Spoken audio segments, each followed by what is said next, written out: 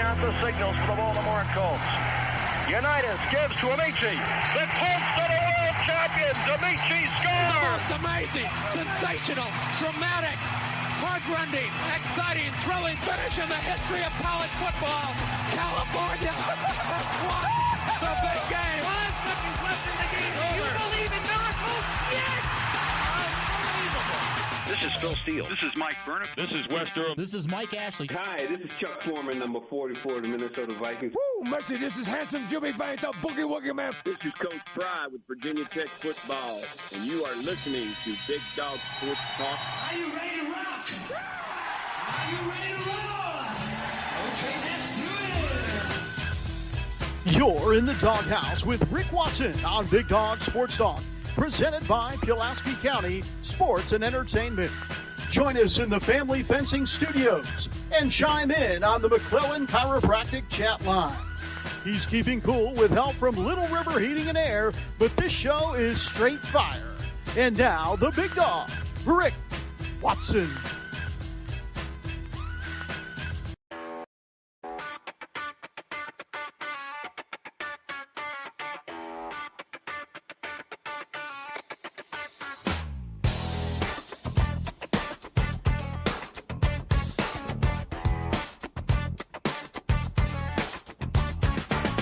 Rick Watson's got the mic, he's the big dog king. Cover sports so sharp, it's a New River thing. Virginia Tech fire, rapid pride too. Every stat, every play, he's bringing it to you. He's got that voice, deep as a valley, breaking it down, no dilly, no dally. Big dog sports talk, feel the bark.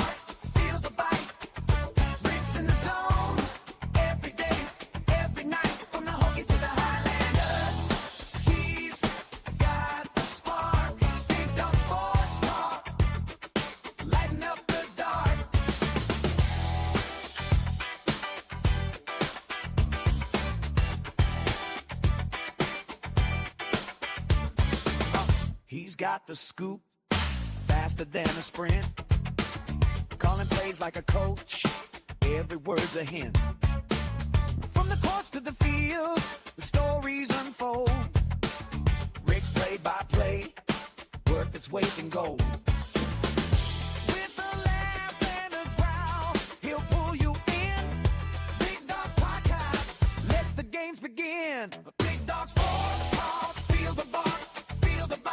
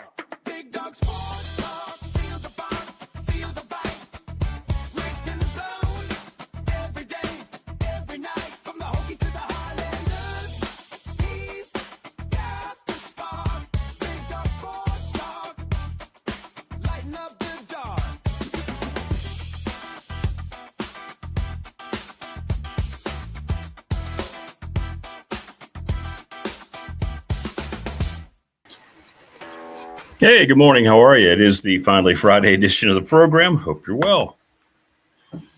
Wherever you might be, hit us up in the McClellan Chiropractic chat room, also on the professional door text line.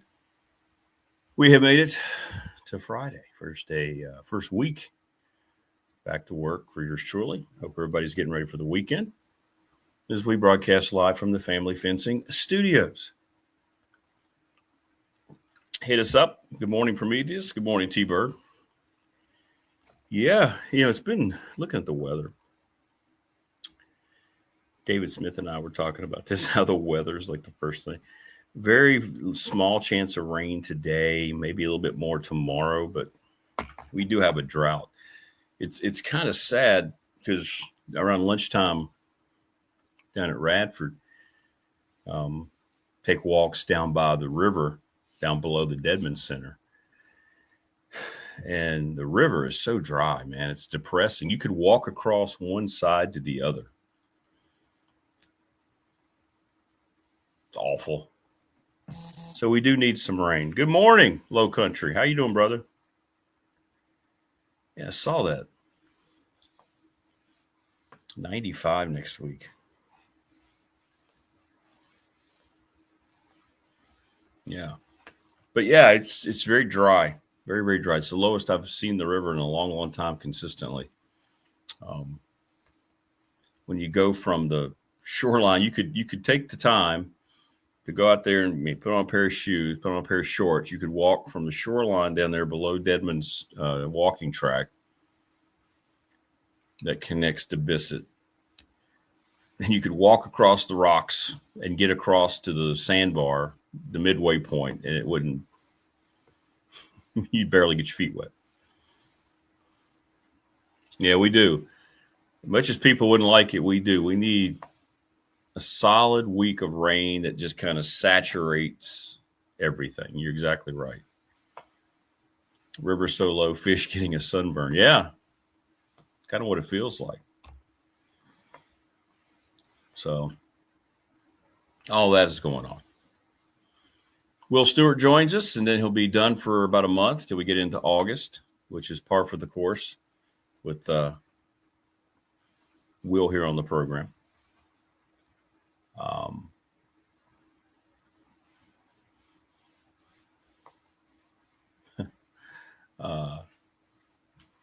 No Mike Ashley today. Yeah, I know. Mike is traveling, or he was up in Northern Virginia at a golfing event. Not sure where he is. So we'll have Coach Elmo on and then Jen. So we've got Will Stewart, Coach Elmo, and Jen today. Please subscribe, like, and share the channel wherever you might be here on this Finally Friday edition. Thanks to the NRV Super Bowl. Don't forget our bash is set for July the 18th. 540-382-5525. Tomorrow they start their backpack program. Bowling for backpacks tomorrow to give school supplies and so forth. So make sure you take care of those folks tomorrow. Sundown Electrics, the Smith Brothers, one of the best reputations of any business in our area. Thanks to Jeff and his brother, great folks. Lawson's Mobile Home Supply, give James a call, 381-8011, 300 North Franklin Street. The Ready Set Fund is Bob Christ, ReadySetFund.com. Read up on it. If you've got, fall football coming up or whatever, and you need uniforms for your youth team, your school team, they can help you out in a week. Just a series of text messages. It's a great program. Text line always brought to you by Professional Door Incorporated, residential commercial garage doors, family owned and operated. 40 years coming up in July. We've got some great announcements to bring you. National Bank, member FDIC, the exclusive banking partner of this program. And me, the attorney Ryan Pry, the BDST fan question of the week, trust and estate planning, and England won in our pick of who's going to win the World Cup. U.S. lost last night to Turkey. Little River Heating and Air, 1095 Radford Street in Christiansburg, 540-553-2971. And we're presented each and every day by Pulaski County Sports and Entertainment. Jonathan Sweet just won an award. We'll get him on next week to talk about that. It's good stuff. Good stuff. The river's 5 feet lower than normal. Wow.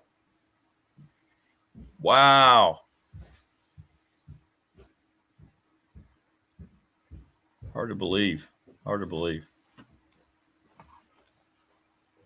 Hey, when you come back, bring me my the charger set up. Where the black charger and the I can talk to the wife off camera now. Thank you. From number 16 on Alex's jersey playing in the FIFA World Cup, I bet old hokey Antonio Freeman was watching closely and had 100 fist pumps. BDST is live, yet without a sax player. Argentina. Dingle, my fingle says. Argentina? Okay, that's fine. Every opinion matters here on the program. Don't ever forget that if you're just joining us. What's up, Essa? Essa? Verity? We're getting octopus facts. That's great. Please subscribe. Yeah, Mike does. Mike blazes his own trail. Mike, he's funny. He was showing pictures yesterday of him up at the golf tournament. And I don't want to assume anything, but I believe Mike may have been making sure he was hydrated.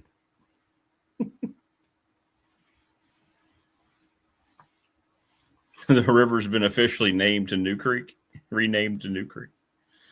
Sad, man. It's depressing. Bothers me. We had all these wonderful geese and all these baby geese down there.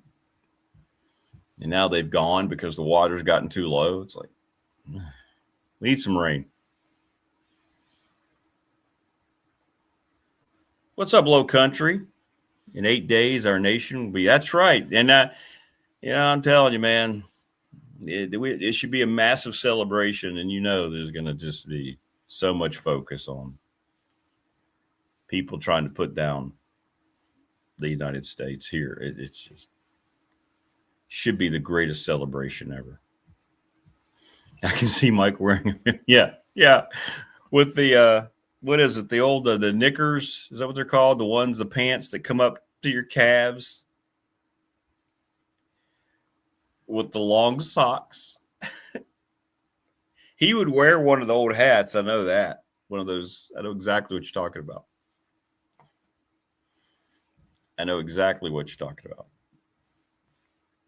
He would look great. Thank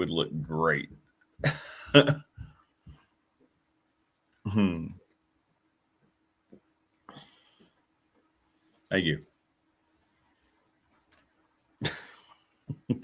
Thank you so much. All right.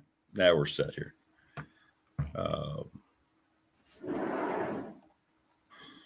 Yeah, he would wear the plaid. Yeah, he would. They would be plaid. Yeah. We need to bring the green back. I always push for it. I always get pushback. But the original plaid was red, blue, green, and white. It looked great. It was unique. We're the only school in the country that had those colors, and now they're just gone. Yeah, dressed like Paige Stewart. Good call, T-Bird. Yeah, I forgot about Payne. Payne was great, wasn't he? God rest his soul. I liked Payne Stewart. I really did. I really did like Payne Stewart. Sorry about that. I just dropped my phone here.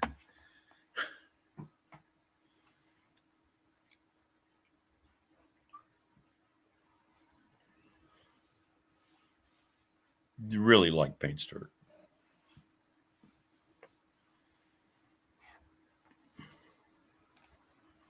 It's interesting. Speaking of money, sick and tired of, I'm getting tired of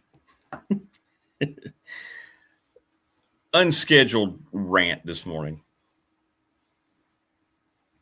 And I know it's not new, but aren't you getting sick and damn tired of hearing about how you can't keep up unless you give us more money, regardless of what school you're talking about? I'm just getting sick of it. It's like, how much guilt do you try to get across on your constituents, if you're a donor, if you're a fan, if you're a season ticket holder, alum, to continue to throw money, just pour your money into our cause? If you want us to succeed, by God, we have to have your money. What kind of a business does that in terms of, like, instead of going out and earning it with what kind of product they have to offer, and you spend money with them because they're good at what they do, like our great sponsors here and the output we get here, the results we provide on this program for our sponsors.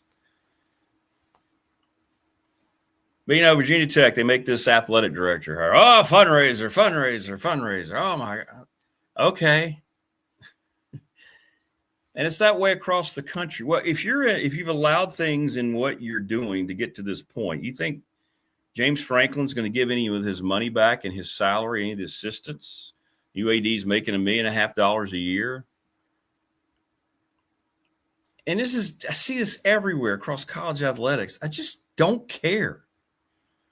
Just stop making everybody feel guilty all the time that you're behind. Oh my God, do you want us to fall behind? How about you do something internally to fix it? You're all making just an ass ton of money. Instead of just collecting your own checks, how about making something happen? How about doing your jobs as coaches, for instance? James Franklin going to make what? Almost $9 million. He's going to bump up at one point to 12th. You got Kirby Smart making almost $16 million to coach a damn football team. How about you be a good coach and figure out how to win and construct game plans? You always have to have all this money to make sure we have to have a $65 million roster. We can't do our jobs unless we have the highest roster available.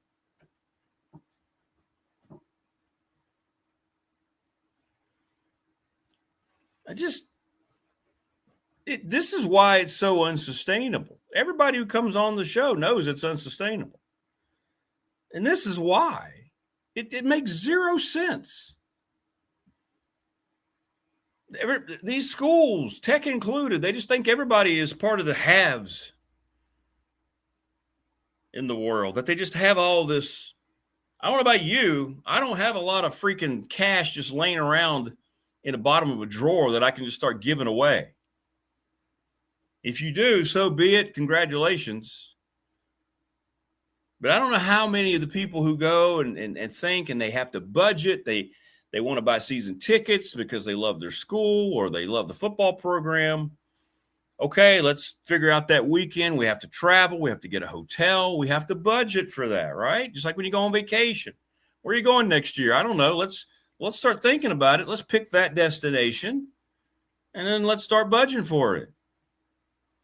They come at you, these schools come at you begging you for money as if we have to have it today or we can't go out and get 2 recruits. How are we supposed to add 3 more bricks to that building unless you give us the money we're asking for today? Do you consider yourself a fan or not? Just shut the hell up and do your damn jobs. How about that? Right? How about that?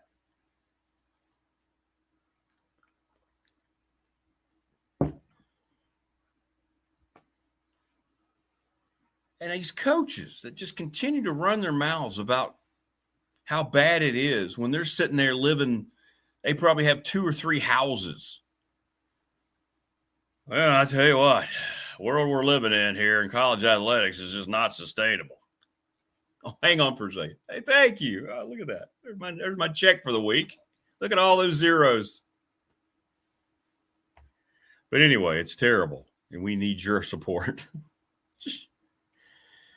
Thunder says that's why the NFL beats college ball. With NFL, we simply buy tickets or TV package and we're done. Well, it's true, and that's gotten ridiculous. Congress has had to get involved in that, right? Because the NFL is trying to gouge everybody.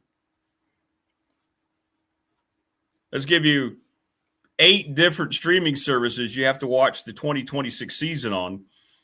If you want to watch this game, you got to subscribe for just a little bit anyway. And you'll probably forget about it, so you get a renewal on your subscription automatically that hits your credit card.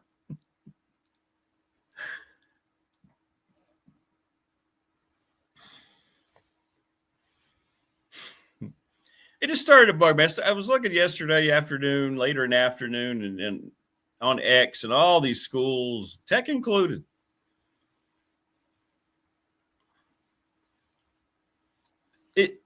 It's ridiculous to me. This isn't like trying to help somebody in need. Let's put it that way. It isn't like finding out somebody had their home burned down or tragic accident and they're having trouble with their medical bills and the community gets around, right? And they want to help somebody because they're just good people. I'm not talking about anything like that. These are schools that are billion-dollar businesses. And they're coming at you like, and me, like they just can't function in any way, shape, or form unless you continue, and I mean continue, to give us every last dollar you can afford.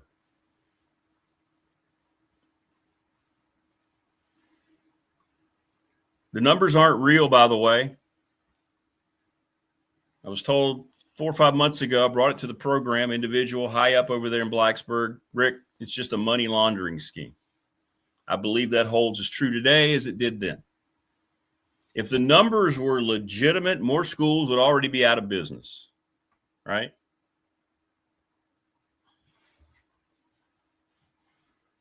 More programs would have been shut down. The spending would have subsided. We'd be seeing reports from schools. Okay, this is what we're not able to do anymore. This is how we're cutting back. Instead, we keep giving out record deals to coaches and coaching staffs, to athletic directors. We keep adding incentive clauses. We keep adding to the buyouts. We keep making these facility upgrades that's going to cost X amount of dollars. So the money, in my opinion, that keeps getting begged for on a daily basis. Oh, my Lord. I believe that's just, they just want cushion money. Cushion money.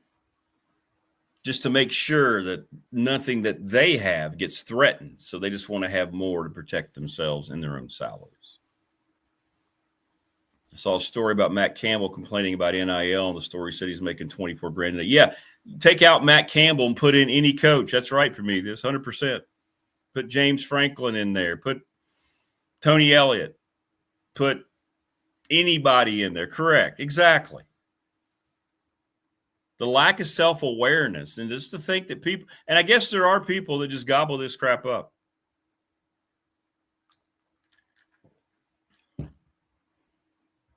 Oh, school needs my money. Oh, I must give my school or I'm not worthy.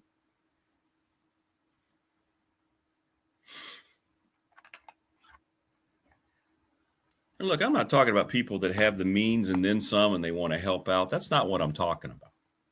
I'm not talking about the people who actually give and they've thought about it and they understand what they're doing and they can do it. I'm talking about this constant ask that just, why is it your responsibility constantly?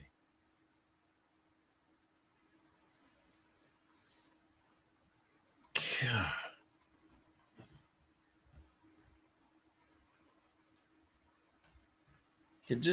Coaches are the last group of people that need to be complaining, given their lifestyle and their net worth.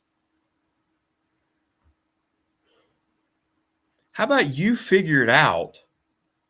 You didn't grow up in this era. This era is still relatively new. It sucks. Right? All the money that has to be paid out now because of ad nauseum, we've been over it. Because of the neglect of the NCAA, the lack of foresight, the fact they were hoarding money. We know all the reasons why. But none of these coaches, most of these head coaches at these Power Fours grew up in this era. They had to figure out how to develop players. Evaluation. I saw a great article. And I don't remember who wrote it. I think it was the week I got back from the honeymoon. I wish I would have pinned it to the Facebook page. But it was talking about this topic in a way, about how everybody's just scrambling about the money and pay for play and NIL. Because at the end of the day, it's not going to matter how much money you have if you can't evaluate and continue to develop. That does not go away from coaches who know what they're doing. Yeah, that's true, Prometheus. Yeah, they want to complain about the system. You think they would go back to when they were, what did Frank Beamer make, 60 grand at one point? 60 grand. You think they'd go back to that era just so they wouldn't have to pay players? Nah.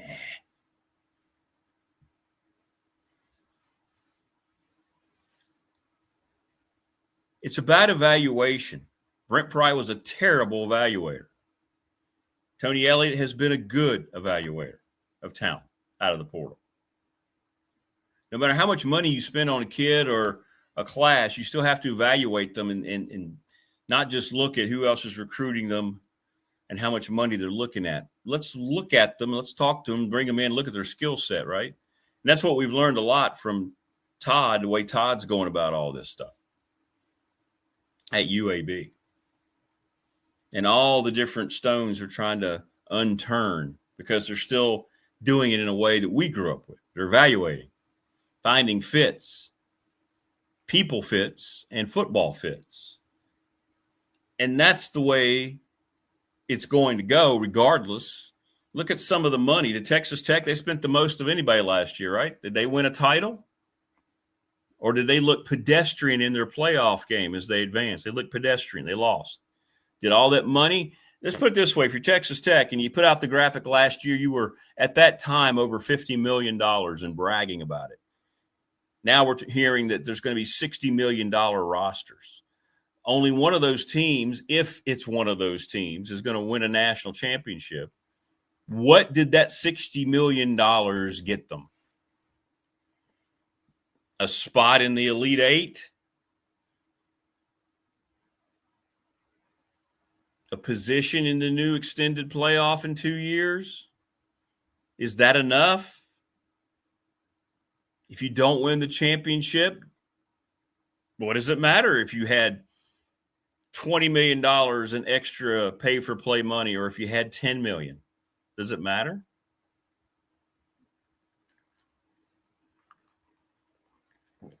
They certainly did, Prometheus.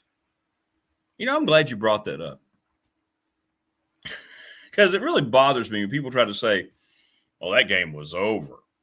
It was in the first half, but did JMU stop playing? No. Did they outplay Oregon in the second half? Yeah. Did they score a lot of points? They certainly did. Did Oregon take their foot off? Maybe. But everybody just wants to dismiss JMU in that game. The way that they played that second half is what it's supposed to be about.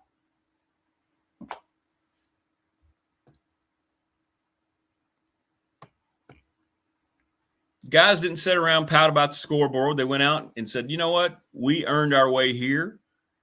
Let's go out and play. Let's go out and play the second half. Bob Chesney did a great job getting that team ready for the second half. I'm glad you brought that up.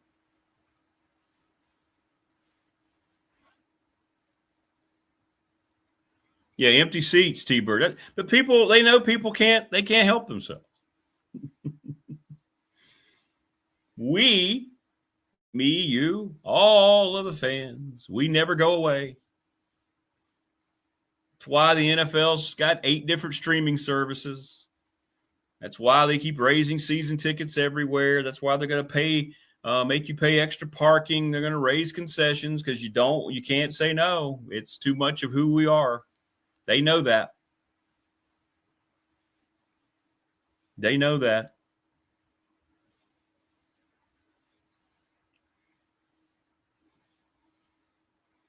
But how about just coaching your team? How about feeling good about your evaluations and earning your multi-millions as a head coach? All right? What's up, Sammy? Sammy Ramey? Is that the director? The fact that JMU kept playing hard, so Oregon had to put players back in. Yeah. Okay, so maybe they were overwhelmed in the beginning going to Autzen Stadium. A lot of teams are. But they really found their feet in the second half.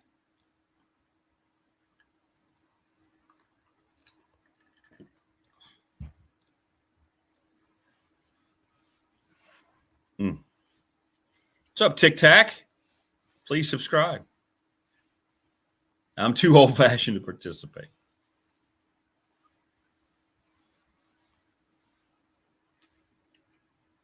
Louisville puts out a graphic that they're going to be $30 million in the red throughout the entire 2027 academic business schedule.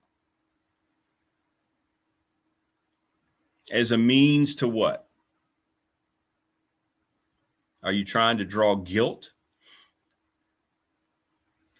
Are you trying to say, look, this is where we are. Do you want us to be able to continue? Where's your money? I don't know. Was that a more subtle way or not so subtle way of asking?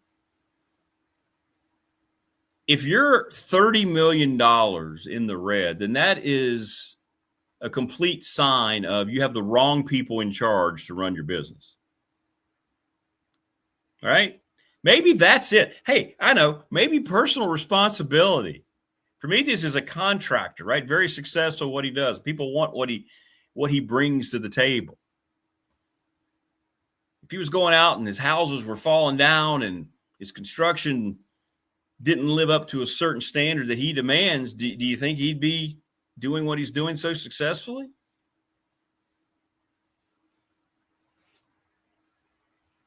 Or would he have to get out of that business?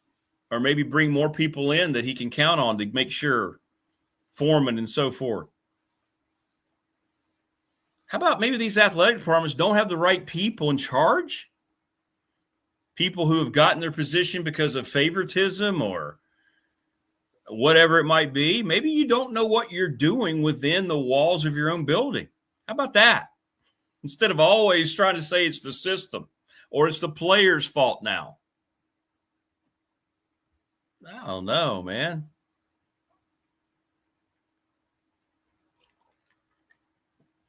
Yeah, I know, Matthew. Yeah. Hey, look how bad we were in our department. We are $30 million in debt before the whole fiscal even starts. Welcome to Louisville Athletics. Does that get your constituents charged up and ready for football season? Or what kind of message does that send? It was calculated. I'm trying to figure out exactly why they did it. And I'm thinking it had to be a push at the old guilt button, right? To their donors, to their corporate sponsors.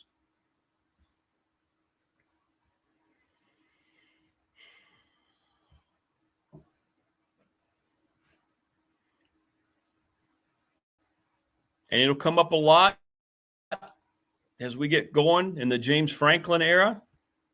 With all the things that he wants done, you're going to continue to have more and more money asks come at you.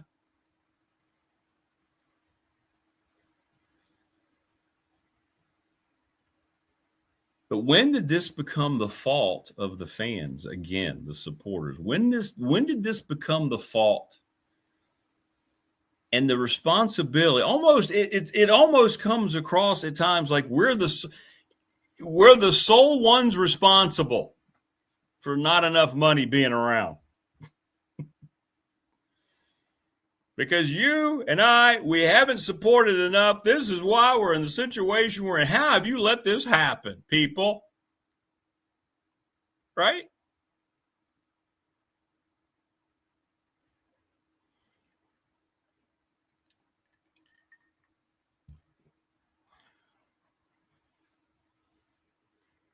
I don't know. Passing the plate around. TV evangelism. I like that, T-Bird.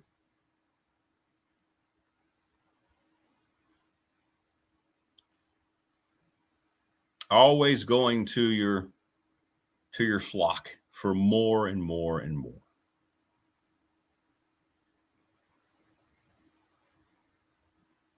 What's up, Wayne?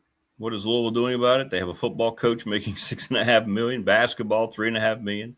Just approved $176 million athletic budget for this year, which of course was the $32 million deficit they showed. Make it make sense.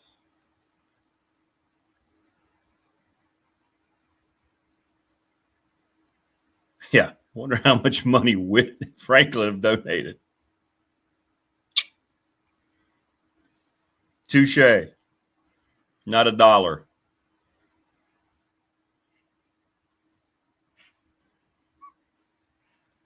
Roll up your sleeves, work with what you've got, and make your team, good. Wake Forest, comparatively, here you go. Let's use Wake Forest. We're going to get Coach Elmo on this at 7:30. Coach Elmo, if you're watching, get ready, baby. Wake Forest, in comparison, comparatively speaking, they don't have much compared to their larger constituents in their own conference. They don't have a head coach making anywhere close to James Franklin money. They had a low-key search 2 years ago for their head coach. Nobody said a word. Bring in the guy from Washington State. Woo, right? Wake Forest not going out and being able to outbid anybody, and I mean anybody, for recruits. There you go, $85 million for their whole athletic budget. That's for a power school. Wow.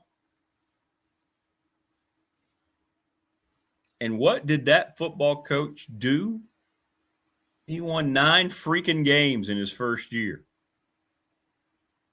For a team that was picked dead last in its conference. Andy talks about it all the time. He thought maybe they'd win 1 or 2 games. That team got better and better and better. Nobody wanted to play them as the season went on. Wake Forest has always made it work because you know why? They have had competent people in their athletic department, in particular, their head football coaches. They have always found the right fit with people who come in there understanding the challenges ahead of time and not trying to just continue to poke the money bear.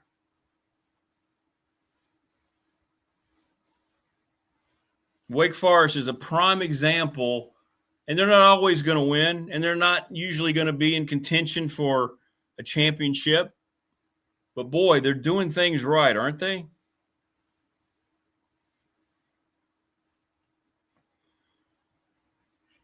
And I'm not saying it's going to keep them successful long-term in today's climate. That could fall through, and I understand. But, boy, they do have quite a bit of history of success despite not having nearly as much as their own conference members. Wake is like the Swiss. Everybody loves them.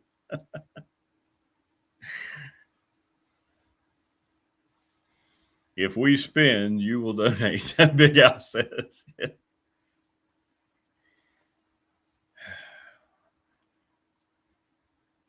Again, look, we're not talking about like people who have money to burn, like the family that gave $75 million to Tech. It's a tax write-off. It's just money they probably had in some bank account they'd forgotten about. I'm not talking about any of that.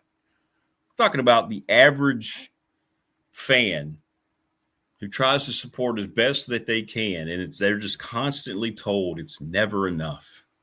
Look, how can we survive? We can't survive. We can't survive like this. So what if we just paid an unproven 17-year-old high school quarterback who's about to be a senior $2 million to say he'll come here? So what? That's not our fault. That's the market.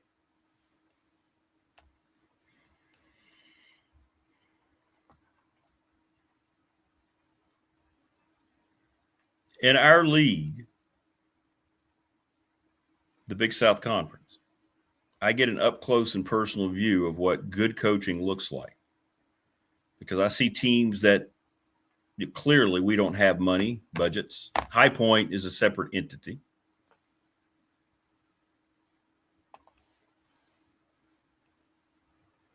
Yeah, I saw that too, Wayne.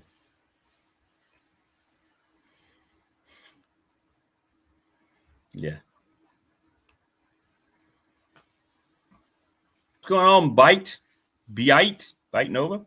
How are you? Please subscribe to the channel. Welcome.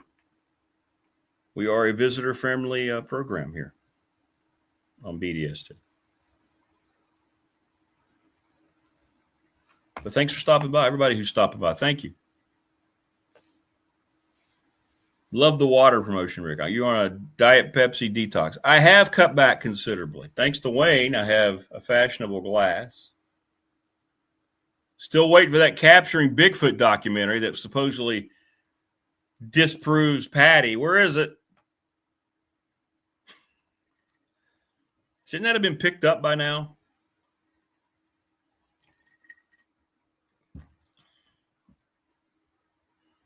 Anyway, don't get me started. Maybe I'll save my Bigfoot rant if I go live tonight. Wait, should I go live tonight at 7? What do you think? I'll let y'all tell me right now. You decide. Chat, should we do another pop tonight at 7? I don't want to get into a whole sports thing. I want to just keep it, unless we just want to bitch about stuff. Should I go live tonight? Anybody have time to be on? I miss Coach Beamer too, every day. Bite, we are sports, pop culture, you name it. We are not shock jocks. We don't rip people for their opinions. We don't judge people here. We're all we are a BDST family. We do not tolerate any kind of hate speech. We don't tolerate anybody in chat saying things that are completely immoral. I control that, and you're gone if you do. I'm not going to put up with that in any way, shape, or form. We don't care what people look like. We don't care about people's politics. We don't care even if you're someone who likes Dave Matthews Band. You're welcome.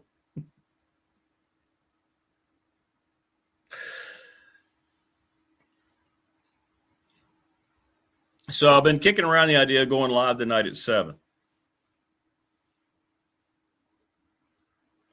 Dwight says he can be there. And if that's the case, then I'm going to probably just go on. I don't know what we'll end up talking about, but I don't want to get into X's and O's. I don't want to get into – this is kind of the dead period for football and sports in general. USA lost last night. I don't care enough about baseball anymore. They're going to be out to 2027 anyway.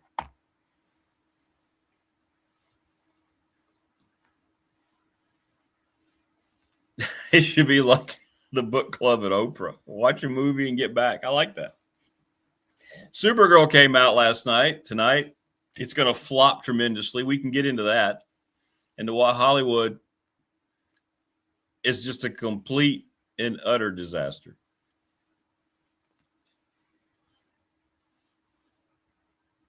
We need Bigfoot experts on BD. Yeah, I do. I need to find a new one. Yeah, Jeff Meldrum, man. Dr. Meldrum, God rest his soul. He was our guy. But it was on twice before, and it's heartbreaking to think about now because I had reached out to him when I started the program, not knowing he was terminally ill, as it turned out. And he was going to be part of the show. He responded to an email. I still have the email. I'll keep it. Hey, Rick, had a great time on the show in the past, something like that. Let me get back to you in another week or two, and we'll try to set up a time. And there was no more time. Shortly after that, about a month later, news came down that he passed away. But if anybody heard his past appearances on the radio show, he was on for an hour each time. Very engaging. The stories, the conversation was really terrific. And he won't be replaced in his research. So yeah, that's such a bummer, man. I don't know, Wayne. I have no idea. They already advanced, though, right? They're already in the next round, so maybe they did. I don't know. I didn't watch a single kick of the ball last night. I mean, it didn't start to what, like 10:30? I bet Neil Leahy was up. He's actually going around telling people he's only missed one of the World Cup matches.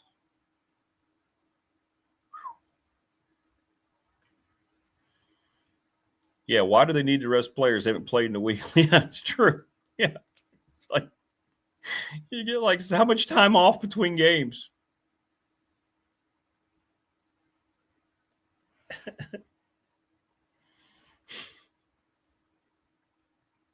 Does that make me the leading authority? No, I'm not. I'm still an enthusiast. I'm still fascinated by it. Look, and if this capturing Bigfoot thing comes out and it immediately says and proves, oh Lord, if this thing proves that the extra footage they supposedly found in some vault, some safe 60 years later proves that the whole thing was fake, then I'll be the first one to say, what a hoax, man. Congratulations to Roger Patterson for pulling that thing off for over 60 years. Oh, they had to set players because of yellow cards and all that? Okay.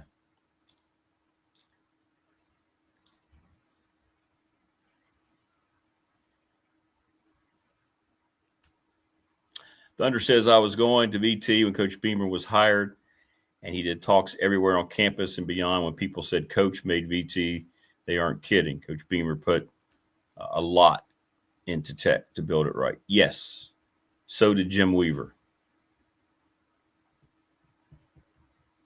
That was a once-in-a-lifetime thing.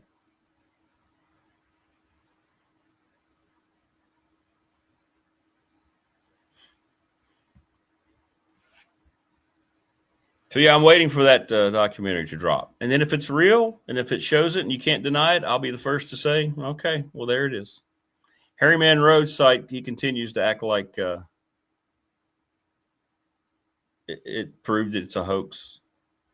So I don't know. He's the only one, though. I haven't seen anybody else really go off like he has about it. What's up, Shiva? Here's your shout out. Thank you. Please subscribe. X295. Yeah, and you know, I don't know enough about it for me. They keep talking about that, right? That bothers me too. Like, when was the film? Well, it was marked this. Well, is that just the canister or was that the film? Does that just because the film was dated that way? When was it shot? I don't know.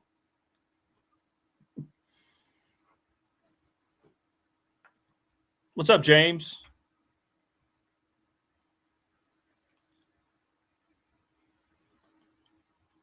But in any event, I think I'm going live tonight at 7. We're heading into the weekend.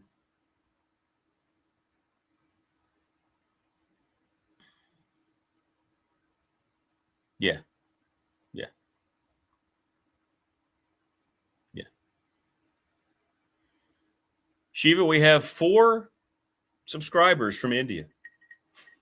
We have 15 countries represented as subscribers.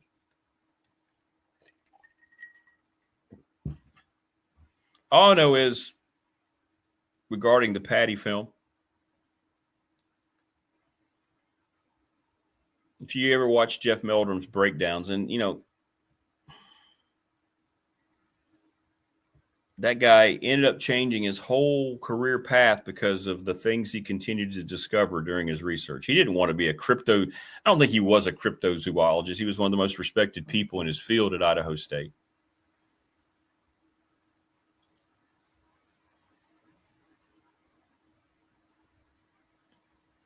But man, oh man, oh man.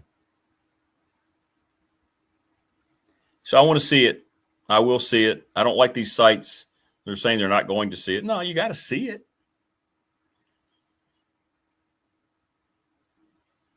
But since they are claiming this, the direction, show us. You got to prove it now. Now you've got to prove what you're telling us this proves.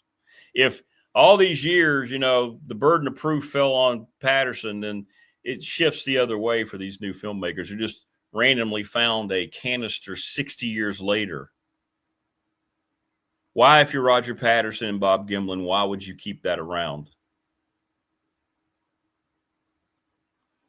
Maybe they did. Maybe they kept it for prosperity's sake. Maybe they forgot about it. I don't know. But I'm telling you this. If it were a hoax, it is the greatest hoax that we have had. It's the most watched 59 seconds of film in human history. And they made a lot of money. If that's a hoax, then kudos to them. And even if it is a hoax, it doesn't mean Bigfoot's not real, but it is the one piece of footage that has been the holy grail. So, but we shall see. I want to see the documentary. Where is it? You would think Amazon or Prime or somebody would have eaten it up by now. I mean, if it came out in early March, which it did, where we are, April, May, June, 3 full months separated from when. I don't know how long those negotiations last. Who knows? Second biggest hoax was ACC football championship last season. Yeah, should have been Miami in there. I'm with you. The thing that really ticks me off about this Harry Man Road guy, I think his name's Eric something.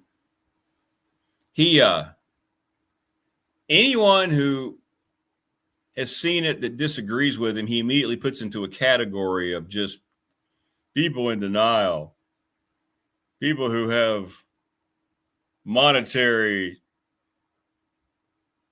interest in this. In other words, anybody who disagrees with me, that's wrong, which I hope never comes across that way on this program. You're fine to disagree with me. I encourage it. Will Stewart's going to join us coming up here.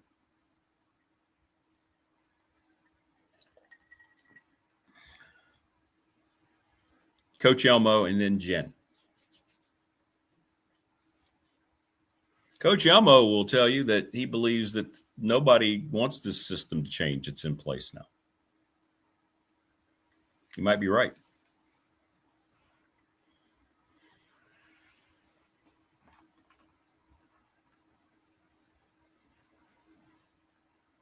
Yeah, I think I'm going live tonight. People that are asking on the professional door text line. Yeah, I think I am. I heard the money amount asked. Yeah, it's like unbelievable amount. The movie's bad for the biz of Bigfoot. Fighting the Legend is not popular, so no doubt outlets aren't inclined. Well, Netflix and Prime and people like that, they don't care. They're not invested in the whole Bigfoot legend at all. What's up, Christopher Lester? You left coaster, you. Oh, that's all right. Let's pass this along. So Chris sent me a message yesterday. His daughter is getting married in San Francisco. First of all, mega congrats, brother. I have a daughter. She's not married. I'm not looking, I'm not pushing her in that direction. So whatever she decides to do is fine. But I hope everything goes great. I hope the new addition to the family is awesome. And I know that you've probably run him through the routine. But that's awesome, man. And thanks for checking in from Frisco. Give our best to your daughter. Wish her happiness and love and all the good stuff. That's awesome. NIL was paper money found under their windshield wipers in the 90s. Now college football has changed. Correct. Oh my, that's true. Chris Lester wearing a tux with already the unbelievable looking oh wow. He's gonna steal the show. What's up, Jesper? Prometheus says, I'll pray for you being in San Francisco as well.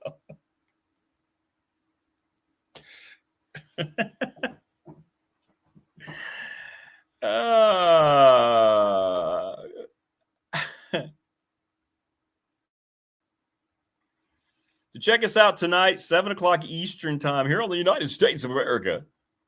It'll be Big Dog Pop. And we'll have some fun tonight. Yeah, I think I'm going to go on. What's great about Big Dog Pop is there's not really any plans. Yeah, I'm good, Jesper. It's Friday, so yeah. I just sent to you, Will. You should have it now. You should have it now. But this is fun. This is fun. Fridays are always a little different, especially in the summertime. I mean,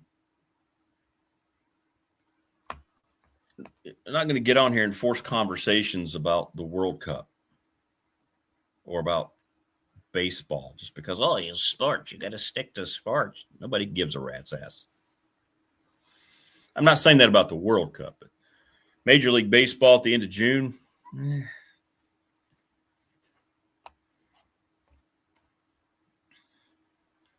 I don't know how long they're going to be out next year. It's going to be very interesting to see how long baseball is going to be out of function next year. Morris says, Chris, my Popeye U.S. Sailor goatee, brother. Get some flowers to put in your hair.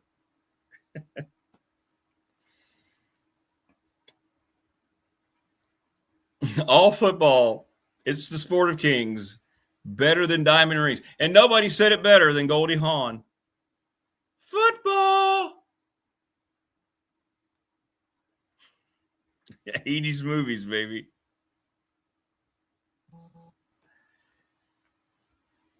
Oh, thank you, Prometheus. Some random person stopped by, saw me with a Big Dog shirt and said, where the hell did that show go? Oh, you're on YouTube. Thank you. Yeah, I'm not doing a good job of promoting it because everybody's asking me. They're finding, like, where the hell have you been? I've been here for almost a year. What? I'm a horrible self-marketer. Yes, Wildcats. All right.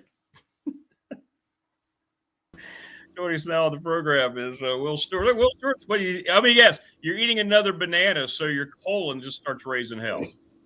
I've not had a banana since the death banana. So Will sends me a text. I don't know when this was, like a few weeks ago. Hey man, I'm not feeling good. I ate this banana and it is just raising. And it's weird, isn't it? Because bananas will do just that from time to time. It's weird. Man, what the hell? I don't know. So to fill the audience in on my gastrointestinal adventures. Well, yes, people care about you. Well, you're not going to be on for a month after this, so we want to make sure you're good to go. I ate a banana and it went down and it landed, and I thought, that doesn't feel very good. As it worked its way through my system, it got worse and worse and worse. Man, it was a 36-hour odyssey of just cramping, and like that thing woke me up 5 times a night that it happened. And I love bananas, and I haven't touched a banana since then. I don't blame you. And you know what? You know what's funny? I haven't either, just because of what happened to you. Man. I'm staying away. Just staying away. At the time, we had 2 bunches of bananas in our house. We must have had 10 bananas. So we now have 4 loaves of banana bread in the freezer. Good stuff. Hey, but before we get into stuff, I got to offer up somewhat of an apology. I was in Chick-fil-A 2 weeks ago today, I think.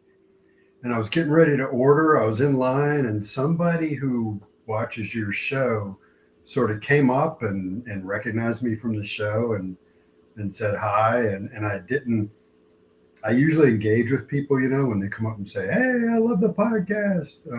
Yeah. But I did a poor job of engaging with this person because it was my turn to order. And yeah. So whoever that was, if you're watching, I really apologize for not being a better representative of myself and with the show. Well, that's okay. I think people understand you finally got into your spot in line. You don't want to blow that opportunity. You may never get it back. Chick-fil-A, man, just the best fast food service, It's unreal. It's undefeated. In every way, Chick-fil-A is just undefeated. The food is always good, and you're right. And they're always so genuinely nice. I know they go through a training process, but I'm never not blown away by how consistent they are with their service. So I used to be friends with Eric Kuchin, he and his wife owned that Chick-fil-A. And Eric and I don't hang around anymore, but we tailgated, must have been 15 years ago or more. And, the process of getting a Chick-fil-A restaurant is not expensive, but it's a process. You have to go through a lot of interviews and a lot of gates you got to jump through. And, once you get there, it's a damn gold mine, man. It doesn't matter how big they make those things. Doesn't matter how big they make the parking lot. It's never big enough. It's never enough. It's incredible. It's incredible. Yeah, my pleasure. My pleasure. It's my pleasure. So what's on the wall behind you there? There's something new. Oh, over here? Yeah, over your left shoulder. Yeah. What is that? You'd have to be here. But what I did when I went down to Heroes Con, there was this amazing artist there. And he was incredible. And there's 3 pictures up there. So the one in the middle, he did just unbelievable headshot of the thing. It's Kirby-esque. And then on the left side is a Silver Surfer. On the right side, he did Ghost Rider sitting on Prince's Purple Rain motorcycle, like the cover of the album. And I'm a big Ghost Rider fan and Surfer fan. So there you go. I picked all 3 of those up, got a good deal on it. He signed them. So, yeah, that's what that is. That's the new edition up there. Random stuff. Yeah. You got to get in here. You got to get in here and check out the decor. So here's my oh, there it is. Spidey 20. First appearance of the Scorpion. Yeah. First slabbed graded comic book. Got a decent deal on it, I thought. Yeah, they got to be slabbed when you get down to those just gold mine Silver Age editions. You can't trust these grades that people give you on Raws. I learned that a long time ago. Yeah, I looked it up last night. I own 3,477 comic books, and that's the first one to be slabbed. Yeah, and I've got some expensive comic books. I've got the first appearance of the Punisher, Amazing Spider-Man 129, which is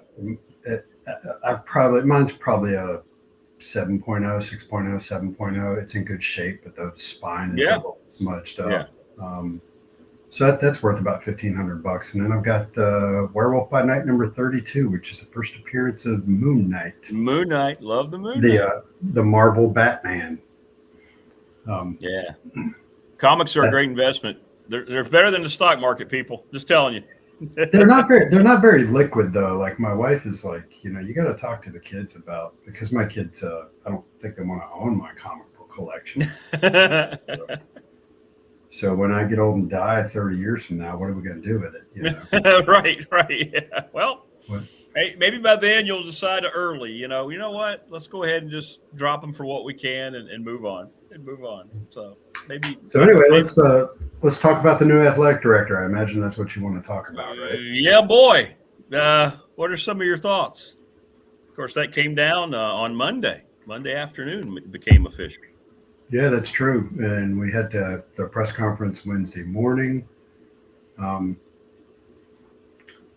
He's a business guy. They formed the Hokie Ventures, I think is what it's called, corporation to kind of handle the business side of athletics and be independent of the athletic department and just send checks over. And Brian White, I think it was okay to think that they weren't going to really hire a fundraiser / business guy because Hokie Ventures was going to take care of that. But no, that's exactly what they did. They hired a guy who knows how to shake the trees and get money and knows how to run the athletic department like a business.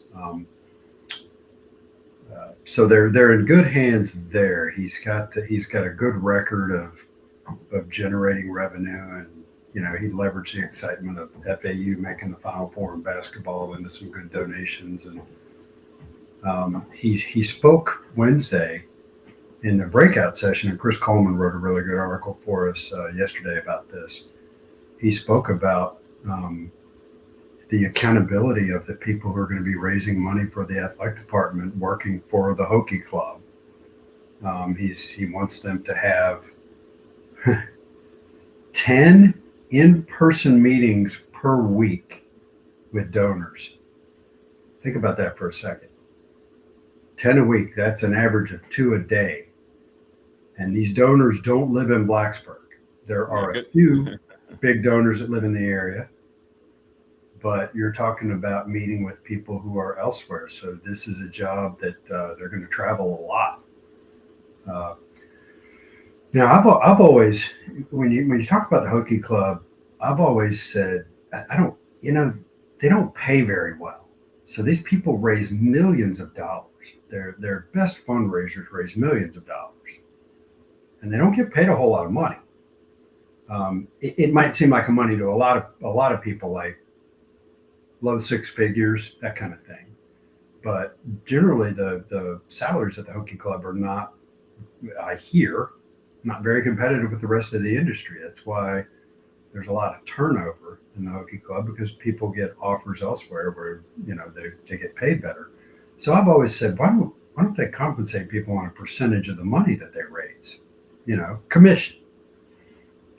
And I've been told that that's just not the way the salary structure works. There's some restrictions, state school, blah, blah, blah. So there is I don't know if it's a theory or if it's a fact, that through the Hokie Ventures mechanism, which is independent of the university,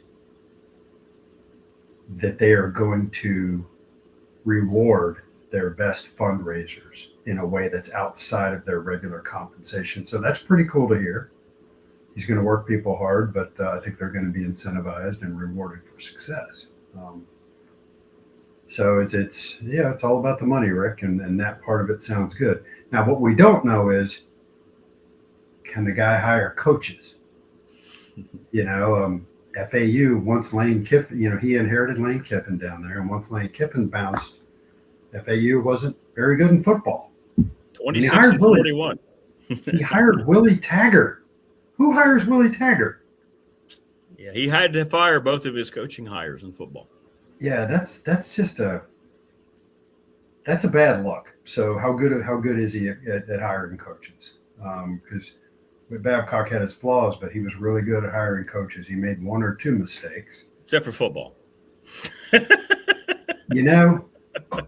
Or at least one out of two. He on paper he made the right hire with Fuente. Yeah. Fuente was a coup, man. He was the hot prospect. He and I think Tom Herman was on the market at the same time back then, and or they were like a year apart. Yeah, I think so. But Fuente on paper was a great hire. He wasn't properly supported at this level, and he didn't really have the I don't want to say personality. He didn't have the overall makeup to run a large football program, especially without proper support. So, Witt's hired some great coaches, man. He hired Pete DeMoore, who's a great coach. He made the decision to promote Tony Roby, and look how good that guy is. So how good is Brian White at that kind of stuff? Because that stuff matters, man.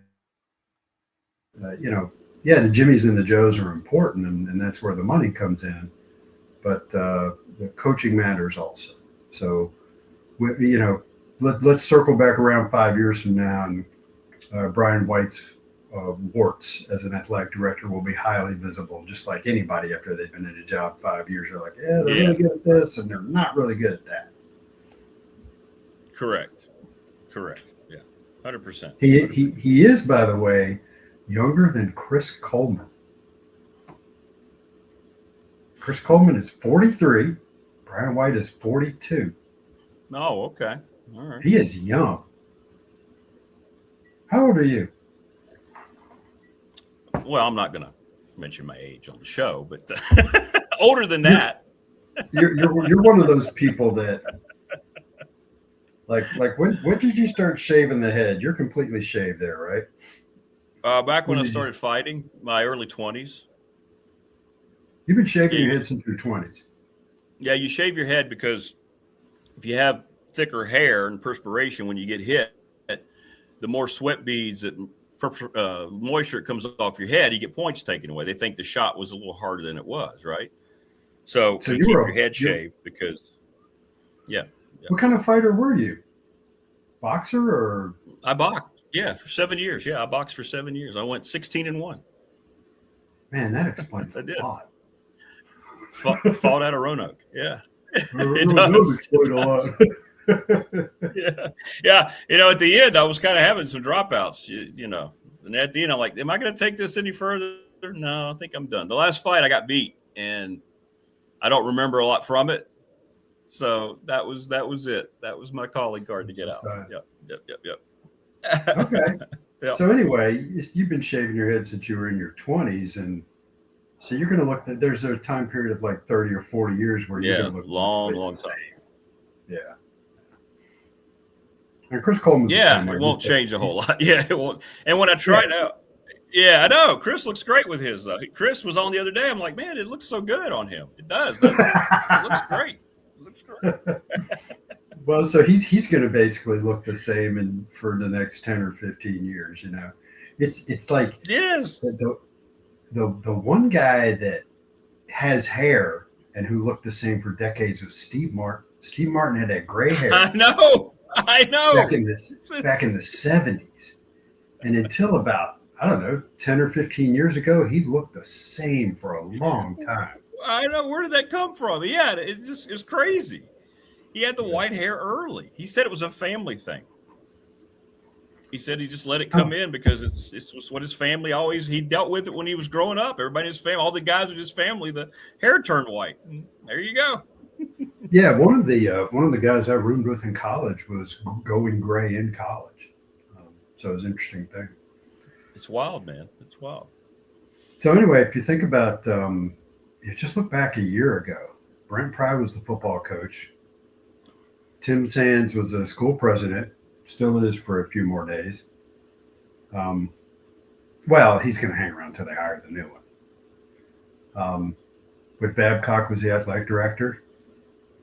And we had the BOV was pretty much the same, but there's just been a huge amount of change in the last year. All of it's been good. And it feels like it's not real because these are the things that on the message boards and in articles we bitched about for years about how they needed. We didn't really complain a lot about Pry as a football coach. You didn't have to. You could kind of see it. Results were there, or not there. We really started developing an issue with Babcock probably about 5 years ago. COVID really took a chunk out of Witt. He was never the same after COVID, and he had a series of gaffes and errors, and he generally went into his shell as time went by, and he was just caught off guard and not equipped for this modern era of college athletics. We've been talking about that stuff for years and talking about how the Hokie Club needs to be revamped and restaffed. Yeah. All of that stuff, how Virginia Tech was a sleeping giant in fundraising, in money generation.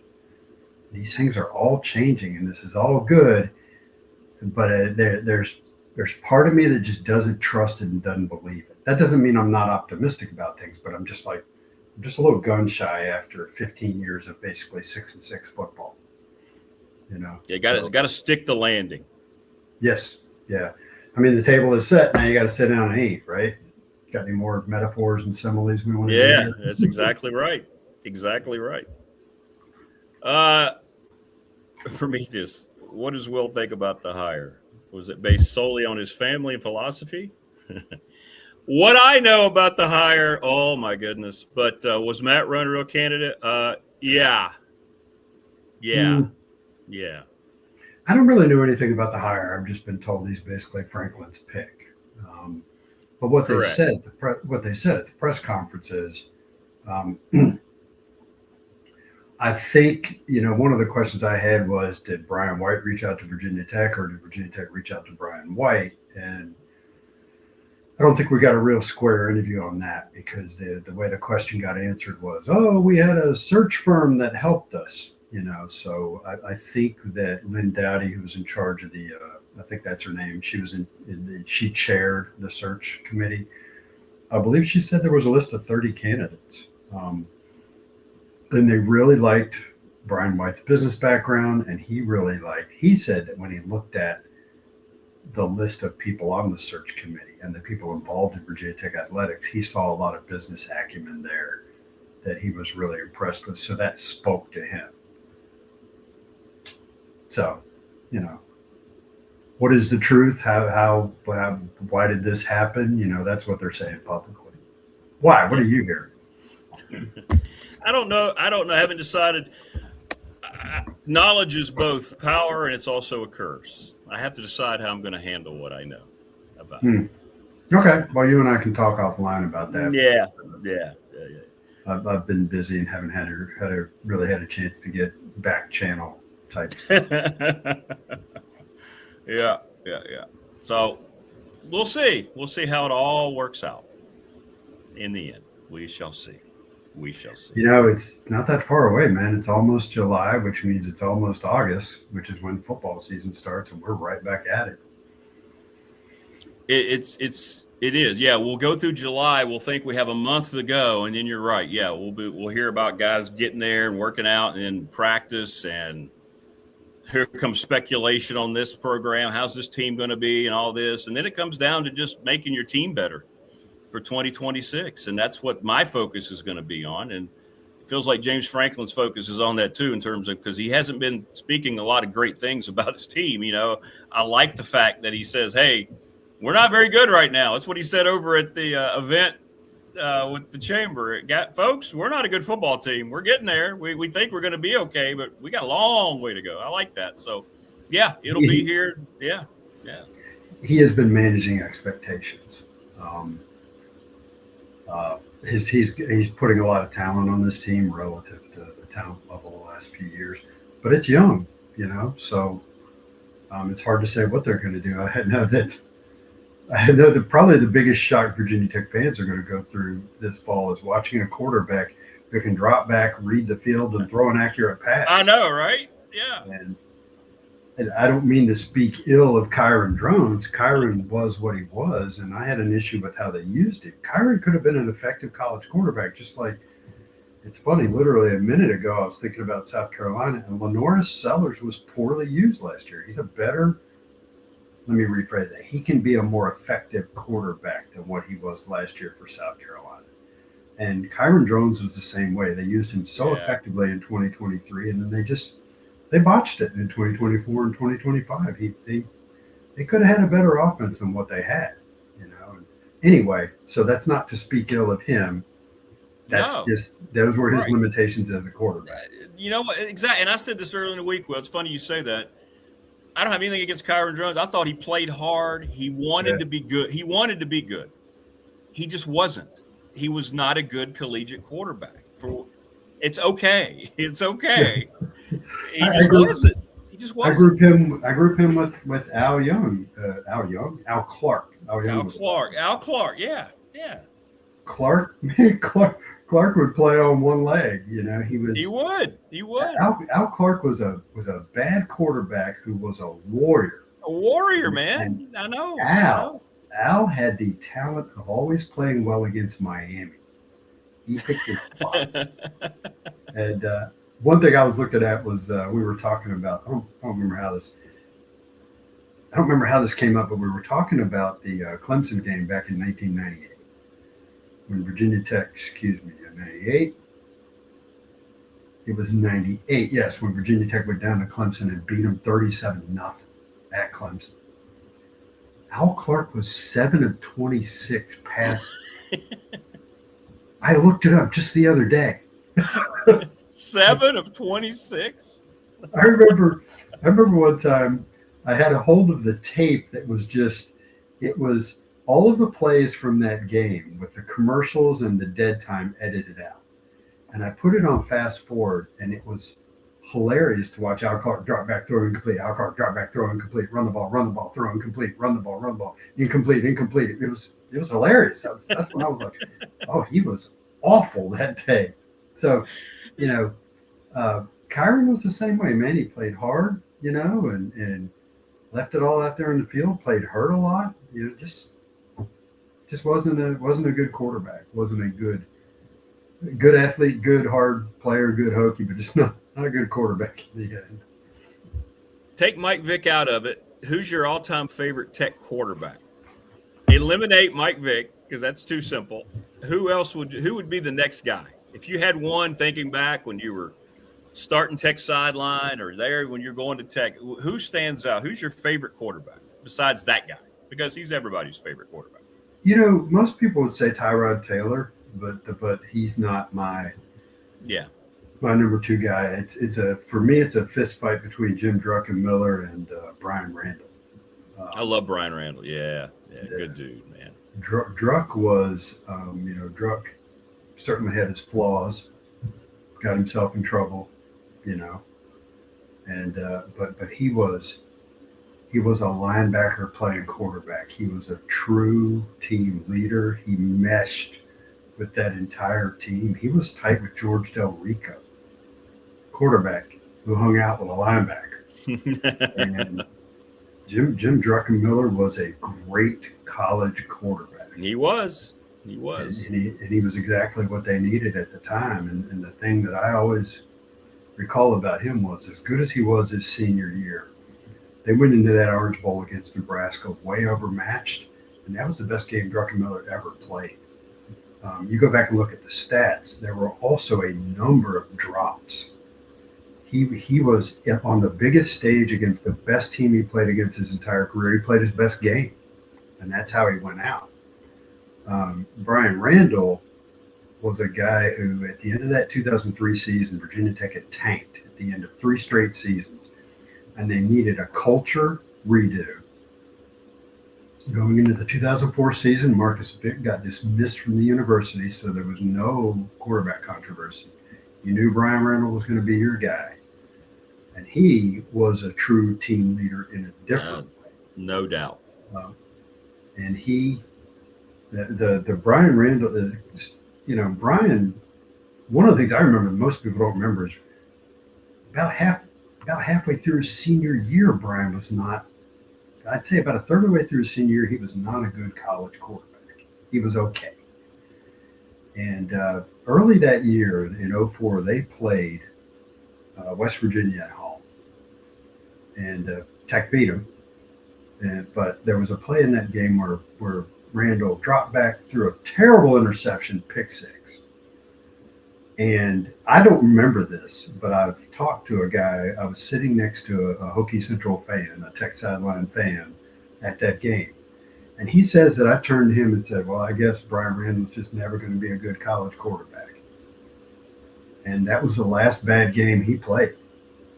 The rest of the season, he, I think, threw 10 touchdowns against 1 interception. He just caught fire. Yeah. And was a great quarterback for the rest of the year. And God bless him, I will never forgive him for one pass he made in that Sugar Bowl against Auburn. He had a guy running back across the back line of the end zone wide open, and Randall overthrew him. And that was a game that was tight enough. That was that Auburn team that went undefeated and had I don't remember who the quarterback was, but they had some great running backs. And Brian, unlike Jim Druckenmiller, Brian didn't play his best game in his last game. Right. But anyway, that's a long-winded. No, it's good. The question, a lot of storytelling, but I never. I think Tyrod was a really good college quarterback, and certainly he had some memorable games and memorable plays. But there was something about him that I just, as a fan, I just never connected with Tyrod like a lot of people did, and that's okay. I've never had a chance to meet the guy. I've had a chance to meet Michael Vick and talk with Michael Vick. And I like Mike a lot more, having spent 10 or 15 minutes talking to him and talk about his life. This was just a few years ago, so it was after he went through everything. Absolutely. And I was just really impressed with him and enjoyed talking to him. Never had a chance to talk to Druckenmiller. I would love to one day. I think last I heard he was in Memphis. He's in Tennessee or something like that. But that's a guy I would love to have on the podcast. Although it would be, he'd be good. Yeah. So I'm friends with, of course, I'm friends with Bev and Richie Davis. It was Bev that defended Druckenmiller in his trial in 1998. So Bev told me some stories. And of course, if you live around here, you've heard. If you live around here, you've heard some Druckenmiller stories. He and Del Rico will go out of the town looking for trouble. And they found it quite often, from what I understand. If they didn't find it, they created it. They created it. So what are you doing in July now? You gonna be are you guys going out now? You got the house in order? You guys going to travel anywhere, or what's going on? Well, there's no money to travel anywhere because that's true. Yeah. Getting into a house is a financial bloodbath. So, we're pretty much in here. There's a few things I got to do, but so the big thing I'm waiting on is we're waiting to see if we're going to be able to launch our new website before the start of football season. I don't think we're going to be able to because it's our first significant revamp in over a decade. And it's really critical to our operations, but the guy who's handling the programming for us, I just don't think he's going to be available enough. He's going to be able to get it done. So I'm just kind of sitting and waiting on that for the month of July. But no, not doing a whole lot. So let's get together and hang out, man. When's the next comic book convention? Yeah, man. Let's do it. Yeah. I guess it's the one in August, right? Is that the one down at Big Lake? Don't they have theirs? Is it August? Maybe early August, late August, something like that. I think so. Something like that. And there's also that one in Salem that's just straight up comic books. It's not cosplay and toys. Yeah. That one's good too. Yeah, that one. Yeah, and that one's good. And then I don't know if there's one in Charlotte or not, but I got to pick my spots. Yeah, exactly. Only big one. Yeah, that's true. Yeah, you got to be careful. So, you got to be careful. I get the impression you dropped a lot of money at Heroes Con. I made a lot of money. I sold some stuff. So I made a lot of money, so I could buy some stuff. So yeah. Okay, that's how it works. That's how it works. I'm in a position where the money only goes out; it doesn't come in. By the way, are you going to be at the Bash July 18th at the Super Bowl? Jen's asking. What's a bash? You got to tell me about it. I hear you talking about it, but I don't know what's going on. Saturday the 18th, we're going to have a bunch of people over. Coach Elmo's going to be there. Burnup's going to be there. We're going to just hang out at the Super Bowl over in Christiansburg. We're just going to have people, going to have lanes reserved. We got a room reserved. We're just going to meet and hang out and have a good time, bowl, tell stories, beverages, food. That is Saturday, July 18th? Saturday, July 18th. We're thinking around 6 o'clock it's going to start. On the 18th. My schedule is wide open. Hey, we're going to count that as a yes for Will to be there at the Super Bowl. Is Jen going to make it into town for that? I think she's contingent on you. So, yes, we're going to say now because you're going to be there. She's coming. Jen, we'll see you on the 18th. All right, I will show up and take one for the team so I can get Jen to show up. You got to be there.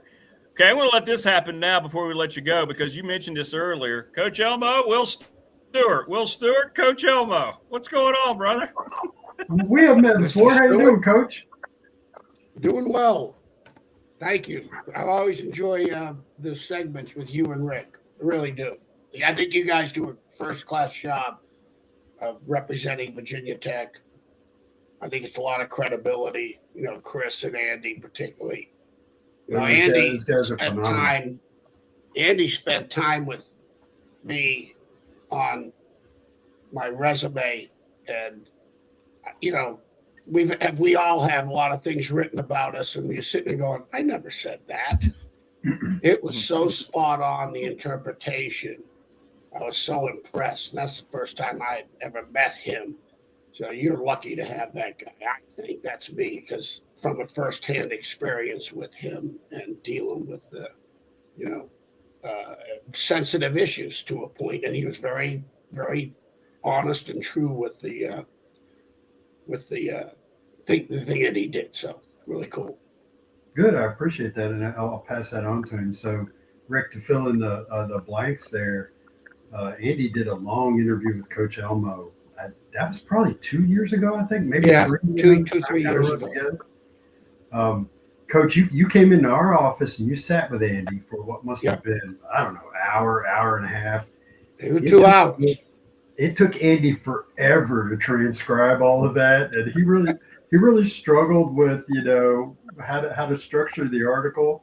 And so we're just kind of looking at him like, dude, that's Coach Elmo's stuff. You got to get that written. And he's like, I'm working on it. So it took him a while. Well, it was so accurate in terms of, sharing your experiences. And you know how you sit there and you go, I never said that. It was like, wow. And people ask me, say, you need to write a book. Well, if I ever did, he'd be the guy who would write it. Yeah, trust me. Coach, where do you live? Like, are you around here? Little River, North Myrtle Beach. North Myrtle Beach. Okay. And I usually come up. I get up there quite a bit more than you would know. I do Greg Roberts when I'm up there. I'll be in the studio because I love fishing the New River. That's my number one love, and outside of my wife. Yeah, I was going to qualify. Wait a minute. Yeah, she's always listening, so But so I get up there quite a bit. We both have Janet's. Yeah. I'm going up. I'm going to go to the Hockey Club thing. Chuck Baker at Haley Toyota. Yeah. Really good friend of mine. Great guy. He's been so nice to me. I've gone the last 2 years, and he invited me back up to join him at his table, and because he's a big contributor and a big sponsor of that. So I'll be up there the 13th, and then I got to turn around and come up and go to Rick's Saturday night deal. So that'll be great. So hit us up when you're in town. Hit Andy up or hit me up. I think you might have my phone number. I'm not sure. Yeah, I do. I have your phone number. Come into the studio and do some podcasts with us. We'd love to have you on. That'd be fun. Yeah, I think still. Pardon? I said the chairs are comfortable. You can just hang out and talk. Yeah. Well, one thing about it, I've been so proud of myself on Greg Roberts' show. I have not dropped one F-bomb or profanity in 10 years, and we've won the best sports shows, radio show in the last 10 years. So it's been phenomenal on my part. So I'll be good. You know what? I think it was, I do remember when Andy interviewed you, there were some discussions about, Andy came in, he said, should I leave the profanity in or should I take it out? He did. I think in the end we left it in. Oh, yeah. Which is good. Fine with me. Profanity, it's kind of like Bobby Knight. It paints a picture. If Art Baker, I coach at East Carolina with Art Baker. Now, Art Baker was a big-time, genuine FCA fellowship, Christianship athlete guy. I mean, he was genuine about it. There were a bunch of phonies that I coached, been in this business with. They carry the FCA Bible around. But this guy was his true blue. And he mentioned to the staff, I had left. He became the head coach at East Carolina. When I went to Minnesota with Coach Holtz, he had a staff meeting, and he said, I want no cussing on the field. The only football coach I would ever allow cussing, and he's not here, is Coach Elmassian because it's who he is. Don't ever change. It's not gratuitous. It serves a purpose, is what you're saying. It serves it paints a picture, like you get fast. So, hit me up. Come by the studio. Guys, I got to run because I'm doing a podcast this morning with, I don't know if you know these guys or not, Coach. I'm interviewing Doug Waters, who I don't think you would know. No. Chris Colston, who used to run the Hokie Huddler. Does that name ring a bell? No, not really. Maybe, probably. I'll tell you, your podcast with Bud Foster. Yeah. And the one you did with Greg Roberts years ago was I just really enjoyed them. It was very informative / entertaining and I think when you talk, especially Bud, where you can get the truth and what the picture really means in terms of his experiences. That was excellent. Excellent. Chris and Mike Ashley are good friends, by the way. Chris Colston and Mike Ashley are really tight. Yep. Oh, cool. Okay, I will bring that up. Yeah, Bud's great. Like I say, he's got a little key. You just wind him up in the back and he goes. Oh, hey, people said, he go, why'd you leave Virginia Tech? I said, so Bud could have his career. He was a whole lot better football coach and coordinator than I ever wanted to be, you know. And I appreciate you mentioning Greg Roberts, because Greg can tell stories, man. He's a storyteller. We need to have him on again as well. Yeah. You know, when I got out of coaching, living in Roanoke, I turned the show on, kind of like what I did with Rick, and, you know, and it was like, wow, this is really good. I mean, he's so positive with Southwest Virginia, not a high school, the colleges, and it was a real positive message and giving recognition to the people that, you know, worked hard and had successes in the Southwest Virginia. Like even Rick's show, I first turned it on was Marty and Coach Rags, and it brought me down memory lane of all these years that I had spent at Ferrum and Virginia Tech and in Southwest Virginia and recruiting Southwest Virginia. So it was really, so that's how I got involved with this show. It's a lot of fun for me listening to, you know, all the high school coaches back in the day that were just influential in my career, not just let alone recruiting, but learning from them. You know, the best coaches back in the day, I thought, were the high school coaches. Yeah. They were the true teachers. Well, appreciate you, Coach. Always love listening to you. And like I said, hit us up when you're in town. I will. It'd be an honor. I'd be honored to be on your show, and I mean that word. I use that word. Nice. I appreciate genuinely mean it. Yeah, it would be. Thank you. I appreciate All right. it. I gave okay, cool. You take care, buddy. I hope I see you before August, Will. I will. I tell you what, I'll commit. I'll be there on the 18th. It sounds all right. There you go. There you go. He'll be there. Thanks, guys. All right. Will Stewart from Texas Sideline. There you go. Good people. There you go. What's up, Coach? Thanks for filling in on a Friday where Mike Ashley was out. I don't know. He's up there golfing. I don't think he golfs, but he hangs around golf courses. So, you know. I'm glad to come on. You know, I listening to with Will. It's funny you brought up Al Clark, and that brought back a memory. I'll never forget. It was like in the fall of '94. Our JV teams, Virginia Tech JV teams, played Fork Union, and that's where Al was playing quarterback at Fork Union. And Brian Steinspring was recruiting Fork Union, or at the time recruiting Al. And we're one, you know, and I'm out there watching, and, you know, trying to who's got the best, talent, and on Fork Union, who should we recruit or at least offer or whatever. And I'm standing with Brian, and there was questions about taking Al Clark at that time. And there were, you know, he had a heck of a career, much better than a lot of people anticipated. And finally, Brian goes, geez, Phil, I don't know. What do you think? What do you think? I said, Brian, if you're not going to recruit him, don't offer anybody at Fork Union. He's the best athlete out there. I said, I'll take him as a safety if it doesn't work out at quarterback. Take the kid. And that's true. That's exactly how we got him. And Brian, they ended up taking him, which I thought was a really good get at that time. Yeah, I think Will described him perfectly. He wasn't always the most precise passer, but boy, the guy was a competitor, wasn't he? Always. Well, he had, you know, he like I said, you look at the liabilities and you look at the asset. I would have taken him as a safety without a doubt, and I think he'd have been a heck of a defensive back. I really do, for what we were doing at the time and the type of kids that I've always looked for back there. Smart guys, tough guys. I always wanted problem solvers and people when the crap hits the fan, they can handle the adversities and embrace them, because you have to in that position, because, you know, it takes one play and game over back in as a defensive back. That's running and throwing. As far as what your responsibilities were as a defensive back. I was so fortunate in my career. Janet asked me, she goes, how many NFL guys have you coached? I started thinking about it. You know, I was lucky. I was able to coach 3 first-rounders, you know. But was so fortunate at every place I've been that not only were the guys talented, they had talent. They had enough. I always said, just give me enough. How much talent do you need after a while? Make sure he has enough. And then this is why it's the greatest game in the world.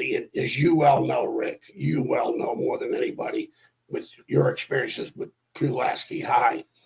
You didn't have some of the best talent in the state, No. but you're winning state championships. Why? Because you had enough talent, but the intangibles, which the game is still, the commitment and the dedication and the handling and the mental toughness, besides the physical toughness, there's not a game like it played in the world.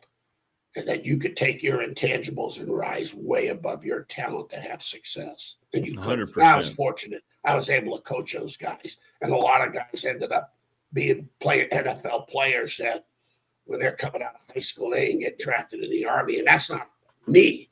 That's why we took the kid. That's why I put him on the field, because he's a winner. Coach Norton, is he a winner? And that's not just on what the scoreboard says. That's off the field. Look at his parents. Is he winning at everything he does in his life? That things he prioritizes the right way to make his family proud and serve purpose and unselfishness. And those are the qualities. I don't give a crap how much money you got, Rick. And you're going into your conversation, you better look for those things. Yeah, 100%. That evaluations. You better evaluate it. And it's funny, Rick, when you guys were mentioning it, that, the thing that we used to talk about, the toughest opponent we always used to face is time, because everybody had the same amount. You can't crap the 25th hour. And whether you got 8 hours or 6 hours or 4 hours or 10 hours, what are you doing? It's not the matter of time. It's what are you doing with your time? Where is your commitment and nobody used time in terms of efficiency and accountability better than Nick Saban. Nobody. An 8-hour day was 24 for some people. Todd says the same thing about Saban. It was every minute of the day was accountable. Trust me, it came down to the minute. You were there 7:30, and it was clockwork every day. It was Groundhog Day every day. And you start looking around now. The opponent you got now is the money. That's the toughest opponent you're facing right now. Is, do you have the finances to compete? And then there's sometimes you got to sit there, just like in business. You got to cut your losses. You got to sit there and go, okay, I'm gonna put a cap on this kid. Here's what we're gonna offer. Here's what I think his value is. And maybe a year or two from now, here's what his value should be and would be. But right now, this is what we're going to give him, because this is where his value is. And I'm not going a penny above it. I'm not. And I think that you got to be able to do that today. Do you think coaches are losing not the ability, but the desire to evaluate and develop, just because, like you said, it's all about money and they keep on? You think coaches are like, because they make so much money, are they passing the buck? How do you've been to you went to all these camps and you saw it up close and personal, where you're going into Mexico and UAB, all these stops you made, South Carolina. Do you think coaches are losing that natural, innate drive to evaluate because of the money, or what? There's, the ones that do, if they do, they're definitely going to lose. If they do, they're going to be fired. That's for sure. Now that is I don't care how much money you make, you will get fired faster than ever before, from that perspective, because those things still, when you look at, I made my list of schools, Rick, after listening to your conversation. Who's doing more with less? Number one guy for me in the ACC is Wake Forest. There you go. I know. They won 9 games. I don't care if they played 7 of them with Division III. I don't care. It's Wake Forest. Okay. Yeah. And that's always been one of my favorite schools. You know, back in the day when Al Groh was the head coach there, and we had a lot of Ferrum players play at Wake Forest. Coach Norton was one of Coach Norton's favorite schools, small private school. But, you know, you look at Wake, you look at Georgia Tech, what that guy has done at Georgia Tech to win 9 games. You know, 9 is the magic number for me. It used to be 8, but with the 12th game and potential bowl playing 13, now it's 9. You know, 8-4 does not sound as good as 9-3. No, it doesn't. 8-3 used to sound really good. Coach Norton always used to say the happiest coaches in the world are 8-3. You get to keep your job. That's right. Go to a bowl. That's and right. maybe if you win 9 or 10, and maybe, you know, like at Syracuse, we went to 2 New Year's Day bowls back to back. And then that was the ultimate goal in coaching, get to a New Year's Day bowl. Now it's going to be get to the championship, get in the 24, get into the playoff. And that's where the standard changes. Yeah. And you look at Iowa in the Big Ten, that, you know, Iowa, where they do, you talk about more with less. This guy's 8-9 wins every year, been there for 27 plus years. Phil Parker's been his defensive coordinator. He's ready to pass Bud in terms of longevity. He's been there for 27 years with him. And then PJ Fleck at Minnesota, like him or not, his personality. He's a good coach. I coached at Minnesota. Let me tell you, it's like, whoa. Talk about recruiting. And he's an 8-win guy here. Then you look at Utah, the Big 12, Arizona State, and the SEC, Vandy, Oklahoma. Oklahoma's got finances, but it ain't Texas. And Brett Venables, to me, is a heck of an evaluator and one hell of a coach. He's underrated. Those people better be happy at Oklahoma they got him, because they would love to have him back at Clemson. Trust me. Before he got there, Clemson was Clemson. It was a regional school. While he got there, it became a national school. Yeah, you're right. It's back to a regional school. That's the missing link in Clemson right now. Dabo hasn't recovered, has he? That's a great point. He affected the program. Believe me, like I had my effect on Virginia Tech. I wasn't the reason, but there was an effect factor, which permeated in the program. I've always said a defensive coordinator, your hiring coordinator can affect a program just because of the beast of the personality and the defensive personalities you have. It affects your team. Where an offensive coordinator can affect the quarterback in the offense, and that's as far as it goes. Very few offensive coordinators affect the whole football team unless they're the head football coach and they're the OC at the same time. That's my experience. That's what I see. And he was the guy. He was Dabo's constituent too. Without a doubt. Right. Without a doubt. And so, you look at these schools like Wake and Georgia Tech and Iowa and Utah and it can be done. But now what is the expectation? Well, Oklahoma's expectation is a national champion. So it's a little bit of a tall order. What's Wake's expectation? Let me get to a bowl. Yeah. Give me 8-9 wins and get me to a bowl. And that coach has done one hell of a job. And you're not going to be – look at Jimmy Grove at Wake Forest. Oh. He's in the Orange Bowl. He takes that program from the dead. He beats Clemson 2 years in a row and Florida State 2 years in a row. Takes him to the ACC championship, beats Georgia Tech in the championship games, got no business doing it. None. Zero. Okay? And then 2 years later, he goes to the AD and says, hey, we need facilities. We're behind. And the AD fires him. Then they hire Clausen, and Clausen ends up winning. And guess what? Now he understands why Jimmy Grove got fired. Because they were behind in facilities, and he saw that coming, that they can't sustain it to a point.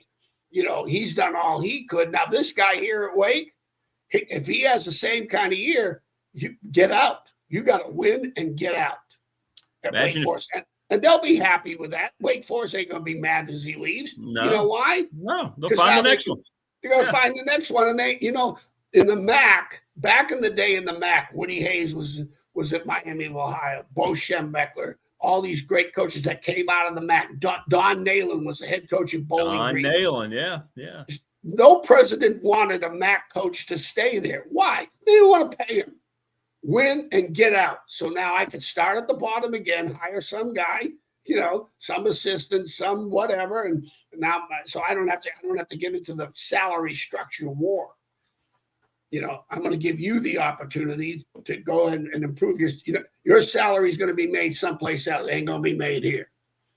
Okay. What you do here will determine your salary and your future, but here's what we'll give you. So that's it. But these guys, I think these guys at these schools they're doing a great job. And what's sad is, they may be left behind in all this when it's all said and done. When this realignment crap, what Wake's Forest? Where is Wake going to be? It's hard to believe they're going to be. Yeah, I don't see it happening. I know. I'm with you. I think sadly that's going to happen to schools like that, to programs. Like it is, he's done a fantastic. He came from Washington State and won, and he 1 year he goes in there and wins 9. And it wasn't like Wake is coming off conference championships. No, they picked dead last. Yeah, and then UVA, the job that they did quietly, very quietly. I know. They're picked bottom. They're right with Wake Forest preseason. They were. And next thing you know, they're 11-1 for God's sakes. It's crazy. It is crazy. But there are people doing more with less, and it's not the amount of money you have. Because just look at Clemson and Florida State. That's right. It's not the money you have. It's who you're spending it on. Correct. Valuation. I saw a great article about that. I wish I would have sent it to you. I've got to try to find it again about that. It was talking about that. It's now become a crutch to a lot of programs, Well, you look at a guy like Todd Grantham, and I'm biased about it because I know what he can. I know who he is. I've, worked with him, and oh my God. And he sent 63 guys to the draft, Coach. Yeah. 63 guys to the NFL that played under him. No, listening to him now, put all this together. It's like there's so much confidence in terms of, and that's how he was as a coach. He's a smart, tough guy. That's what he was. He was a smart, tough guy. And that's why I loved him. I was a tough guy, but I wasn't very smart. He was a whole lot smarter than I was, but he is he's got this thing nailed down. I will not be sure. He may win 6-5 games. I don't know, but they will be a whole lot. But let me tell you what, the people that play them, they're not going to want to play them 2 weeks in a row. Right. That's how I look at it, defensively. That's just like my guy out of New Mexico, Spence Nowinski, the D coordinator out there. Yeah. He's a friend of mine. When they get through playing him, I don't care who. He's turned down more jobs than you could shake a stick at. Southern Cal, he turned Southern Cal down. Turned him down, D coordinator, which I said smart. But every time they get New Mexico, people that played, whether it was Michigan, Minnesota in the bowl, people in the Power Four, they would just rave. They say, we will not want to play you again. Yeah, it's not going to be a home and home. That's just like back in the day when, your ultimate, to me, I always said my ultimate compliment is when you played somebody, win or lose, they were sure to lose the next week because you took so much out of them physically. That, like, you played Oklahoma back in the day when Stoops was there, win or lose, you got a chance to lose the next week. You're so beat up physically. Yeah. So. Yeah, it's a great point, though. Thinking about it all like that. And I don't know. That kind of thing always brings you back to, you think about that and what it's all about and those types of coaches that are still out there. And I hope we're not losing that because of the money era, the big money era. I hope that. The people that, Rick, I'll say, if you are, you're going to be fine. You're not going to last. And you ain't got 2 years. You ain't got a year to fix it anymore or 2 years to fix it. And don't forget these. high risk, high reward. Coaches' salaries are real high. Yeah, great. Well, you used to have 5 years to turn a program around. Look at Frank Beamer. Come on now. Today you didn't got 5. You got maybe 3, 2 to 3, and no more than 3 to get this thing turned. And I was fortunate when we were Virginia Tech. We squeezed 2 years of work into one in '93. Yeah, you did.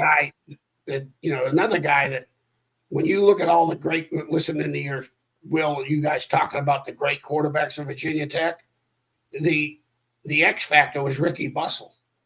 He was the X factor. He did a great job evaluating them. Great coach. You talk about evaluating players in that position and developing players in that position. If you think Druckenmiller was a first-round draft choice when he got to Virginia Tech, I'll kiss your ass. Yeah, that's right. 100%. 100%. Yeah. He turned Maurice DeShazo, all due respects, love you, Maurice, but he wasn't Sean Moore. No. But he turned him into one hell of a college quarterback. He did. I love DeShazo, man. Yeah. And Ricky, and you look at Druckenmiller, you look at Brian Randall, you look at all the, Al Clark, the guys that he was able to evaluate them, bring them in the program, and develop them. And he was one hell of a defensive back coach. I thought he was one of the best quarterback coaches that I've been around ever, in terms of the productivity and how they performed as unselfish. He's the most unselfish offensive coordinator I've ever been around.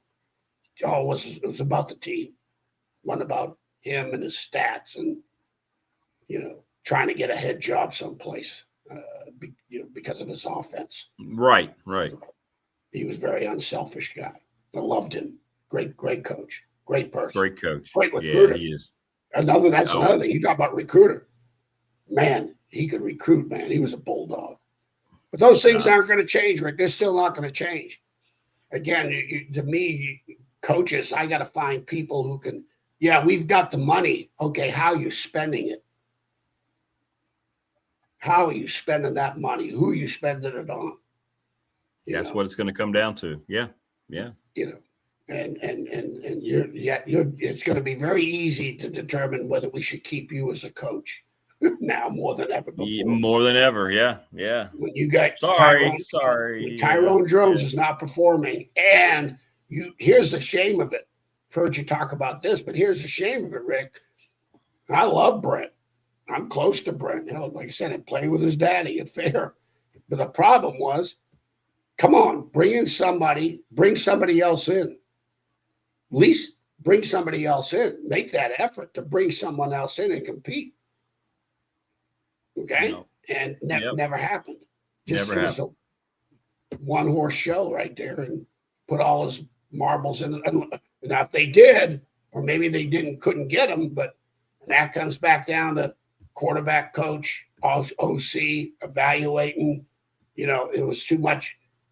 It was like way too much invested in a guy that the productivity was not very good when it was all said and done. Agreed.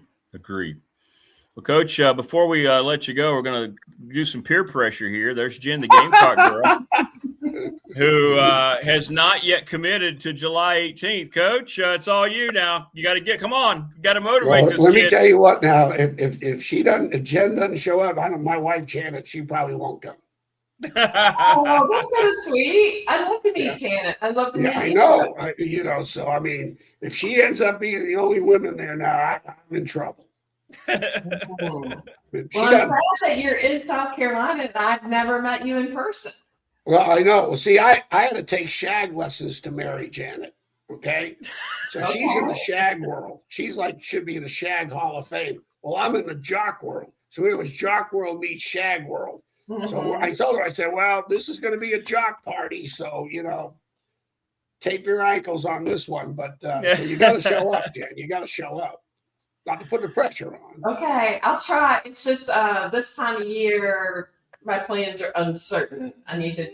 Well, let me tell you what I used to tell my players. The word try better never be in your dictionary. Oh. Get it out of your dictionary. Yeah, there you go. I had a player call me up the other day, Father's Day. A guy named Mark Oglesby, his brother Ike was a great player at North Carolina back in the 70s before you were born. But he called me up for Father's Day, wishing me a happy Father's Day. I said, "What?" He goes, "Oh no, you were my dad." And that's another story. But he talked about how he raised his children on one thing I used to tell the players: try, can't, free, and easy. Take those words and get them out of your dictionary. Because if you have them in your dictionary, you ain't gonna make it. Not in this program. Okay. All right, Jen. There you go. I'm looking getting coached up and getting prepared for the game day of July 18th. I appreciate that. I will try. I know. If you can, come on back to your roots. Get back to your roots, right? Well, I love it out there, but I was just there, and it's not a short trip. It's 8-hour round trip. So from Columbia, it's 5.5 hours for me. Okay. Yeah, he doesn't have a problem with it. Coach doesn't have a problem with it. You have a just get up. Right. You just hit Route 77, head north, right? You have somebody who rides with you. I am probably solo, but it's just more of a mission. That's why they got rest stops. And guess you what? should be coming, Coach Elmo. You should be coming to a Gamecock game and coming to the condo and hanging out here. Oh, Coach, you got to go.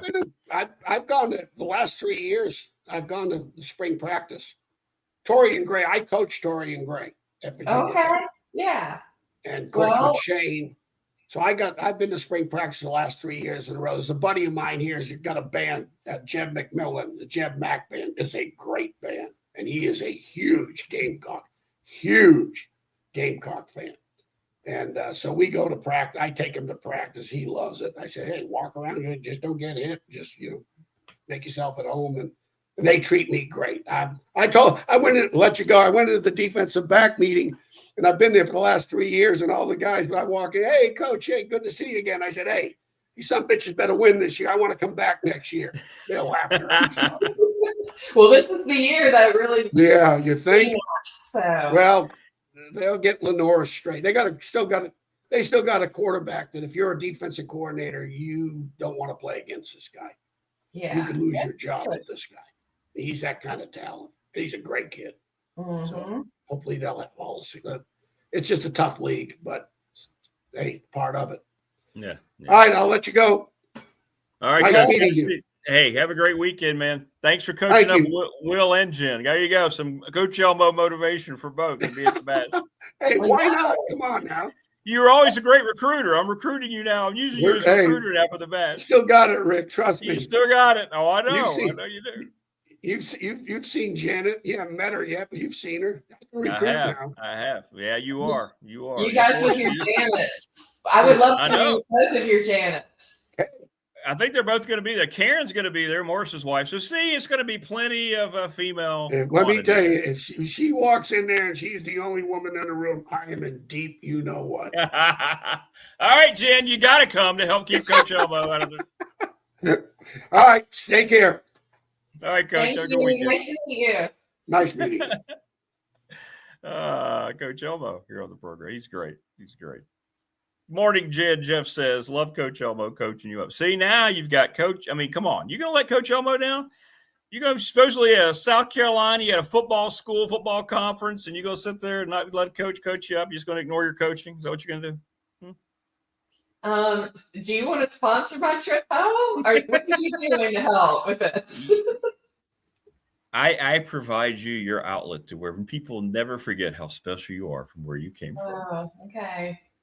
I'm hearing all those zeros behind your salary. Come on. So many zeros.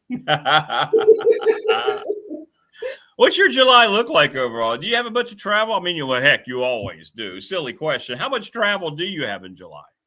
Well, with Carolina Crown now, that's a consideration. because how'd the that drum go? corps is very active in July. I mean, that huge. It was fabulous. Their show is my favorite production. Did you win? Done since I've been involved with them. Did you win?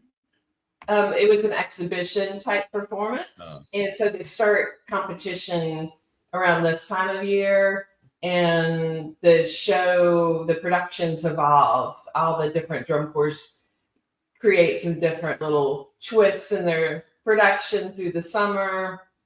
And then Indianapolis, which I go to every time, first week of August, is when they have a series of the competition. That is the world competition. And it concludes on finals, like usually around August 8th. I can't remember the date this year.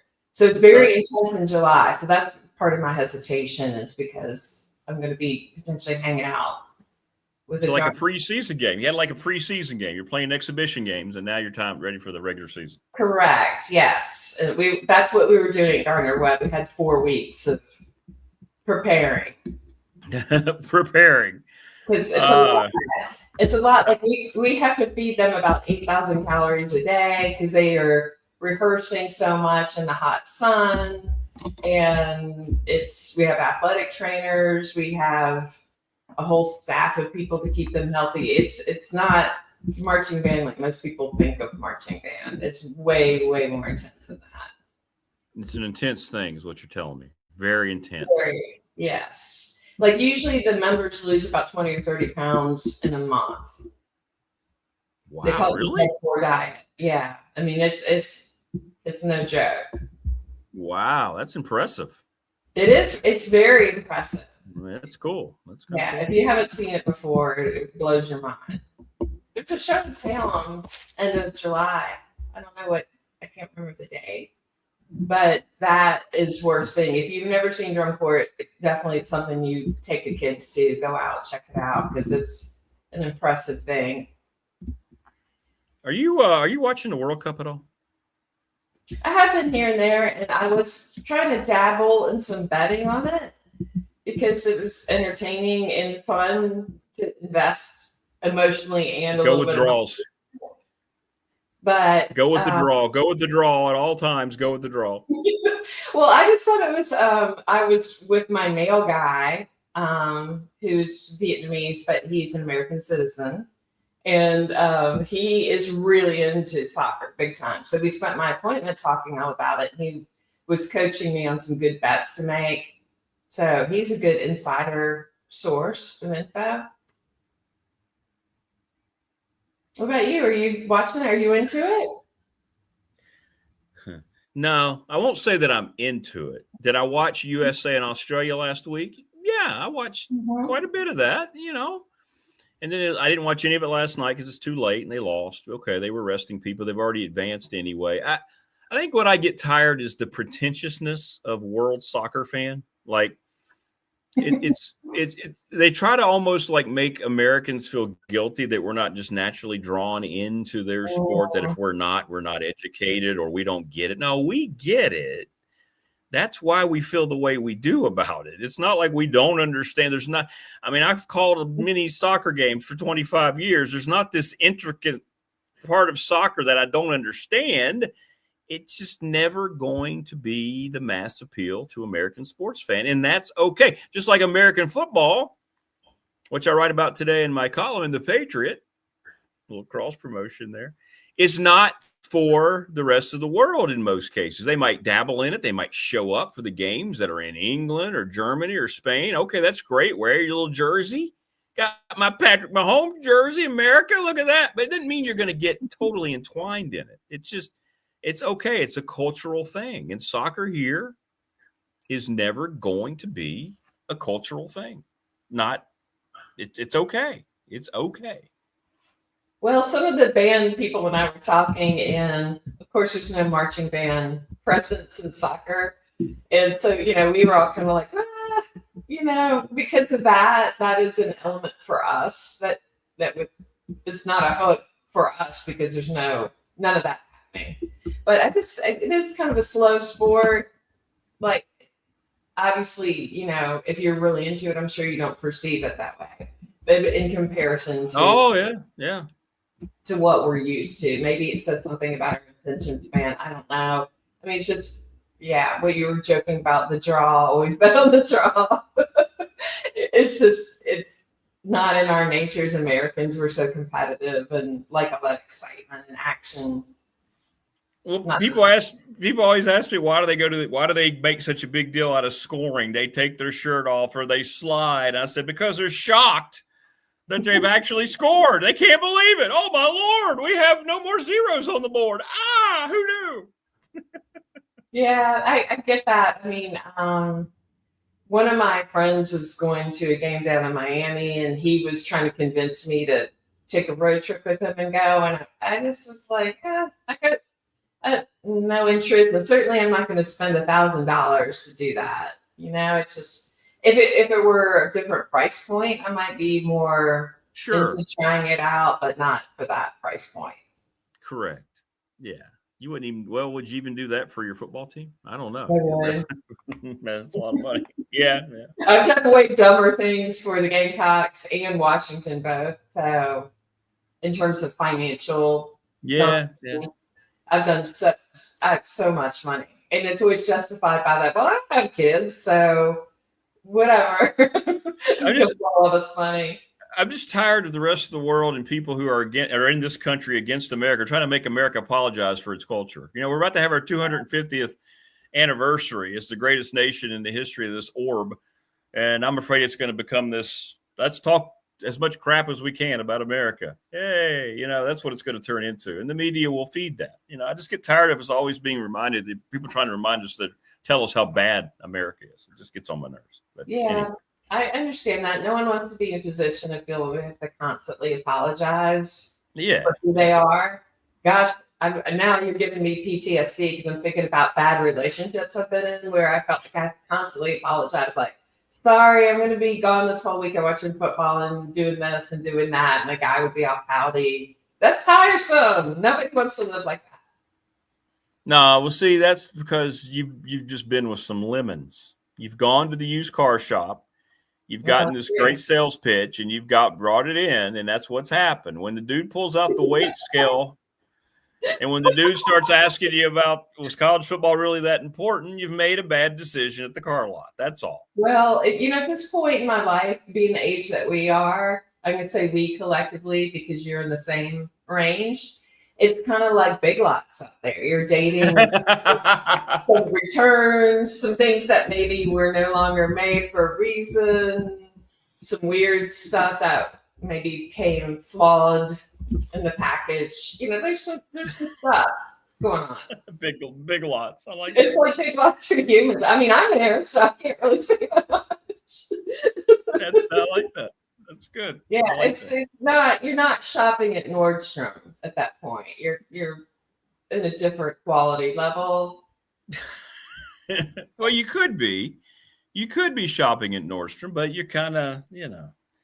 I try to shop at Nordstrom. I appreciate Nordstrom very much, the experience, and like sometimes they have a beautiful grand piano and someone playing it as you're walking around looking at merchandise. It's so clean and neat and tidy. You know what the key is? If you want to have a success, you know, and I know you, so I don't think you're not just sitting there saying, oh, I have to have my person at this point. But if you ever decide you do, I think your biggest, you know what you should do? You know what the best advice I could give you would be? If you're like, oh, okay, this feels a little different, but I'm not sure. Send him to me. I can let him know everything to do and not do regarding you going forward, and everything will be fine. You watch. That's all you need to do. Oh, contact this person, please, and just give me 5 minutes. Just give me 5 minutes. Well, one of the biggest things is I'm not running a sugar mama operation, which I know. And that is not my desire. I want somebody who can run with me. I'm not looking for a sugar daddy necessarily. Sugar mama. You got to be prepared to run in the race by your own means. And I'm not supporting that. So. Well, you are hanging out in the retirement community down there when you go visit Holly. So I'm not so sure. Maybe you are looking for that. No, that's not Holly. That's my. Oh, yeah. That's your family. Howard. which, that's family. That's different. Yeah, there's no way if you and Holly are walking around that place, there's no way you're both not walking out of there not engaged. Hey, look what happened. I don't know. Well, Holly and I are just grateful. We were having a little chat the other day about how society's standards of what's attractive, how those standards have changed over the years, because we grew up, a little on the meaty side. We're not skinny people. And we're just so grateful now there's appreciation for that. Nobody wants skinny. Nobody wants skinny. It's just the grossest look. Yeah.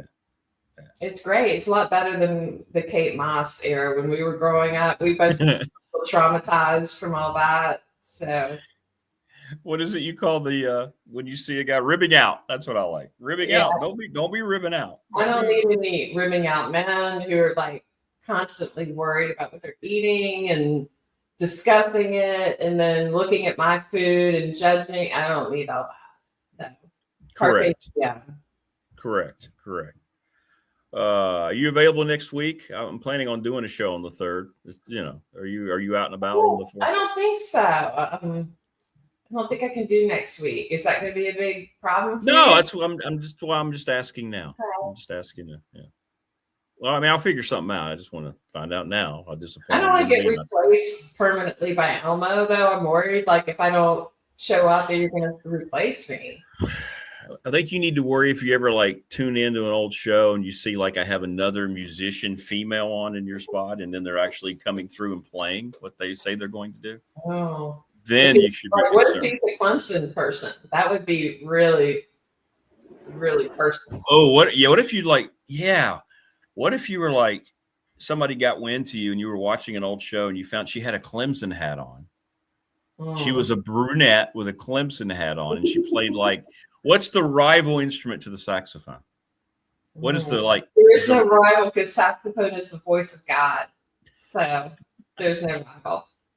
And she was just this killer trombone player. She played Tiger Rag on the trombone pretty well. Oh, and you're like, that would be the right instrument for that.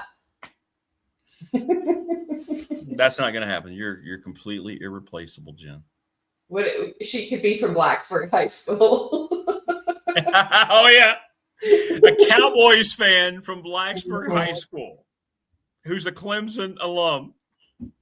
She plays trombone. I like trombone. Getting very specific. Who doesn't really like jazz music. That's the worst. I had a date with a guy one time who was so condemning from the start how much he hated jazz music. I'm out. Really? He hated jazz? Like even the cheesy jazz that most people bring out, like the smooth jazz kind of thing. He even hated that, which like usually that's what people will open with, like, oh, I love Kenny G and all that kind of stuff. Oh, Kenny G. Oh. Well, again, it's not my favorite, as you know, but usually that's what people will bring up as their example of amazing jazz. So if you don't even like that, then you don't like jazz at all. Kenny G is the Dave Matthews of pop rock music. Oh my Lord. Dave Matthews is talented. Well, Kenny G's talented, but you're just doing stuff that you and I aren't feeling. Huh? You don't like Dave Matthews? No, I mean, it's not my thing, but I appreciate he's talented and he's got good musicians with him. No, he's not. He's not talented. Oh, you don't know. No, he's not. What's that song? No, I'm not. No, have you heard me sing my songs? No. Huh? Is it called Crush? I don't know his music that well. He's got some good stuff. And that sax player he had, did he pass away? His band, the band part is just fine. It's when he decides to interact with the track. Yeah. That's when it goes sideways. I get it. I mean, I'm pretty intense with my music love, but his fans are kind of cultish, like the Grateful Dead fans and people like that who get real like, oh yeah, I've seen that group 70 times, whatever. I don't know if I'm one of those people. And now he's one of these toolboxes that can't shut the hell up about his politics. That we just entertain. We don't care. You're not influencing anybody. We don't care. We just don't care. So. Sometimes saying less is more. Correct. I mean, Correct. I don't know. I think I'm kind of tired about hearing other big politics. Candidly, I just really want to talk more like as humans about other stuff. Low Country says you should have taken him to the Forte or Commodore in Christiansburg High School. You know what that means? Taken to the what? It's Forte or Commodore. It's CHS. I don't know. I'm missing something. Is that a young person? Maybe they're speaking of something that I missed. I don't know. I figured it was just something about Christiansburg High School you may have known about. I don't know. Forte. Yeah, how can anyone hate jazz? Jeff asked the same question. How can anybody hate jazz? I don't understand that. I don't know. That was the beginning and the end for that audition. Particular young man auditioning. Strike. Yeah. Well, let me know one way or the other, but you say you're probably out next week?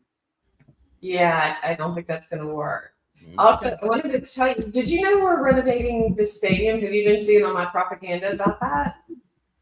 I have not. I don't get your personal propaganda anymore. You didn't ever readjust it after I got hacked. Okay. Well, I just want to make the point that you need to come back because Williams-Brice is going to be really looking good when we're ready for the season to start. It's going to be some hotness going on here. Going to be very attractive when you're back in the head coaching market going into 2027. It'll be great. Oh, I'm sorry. Maybe I prefer politics to that.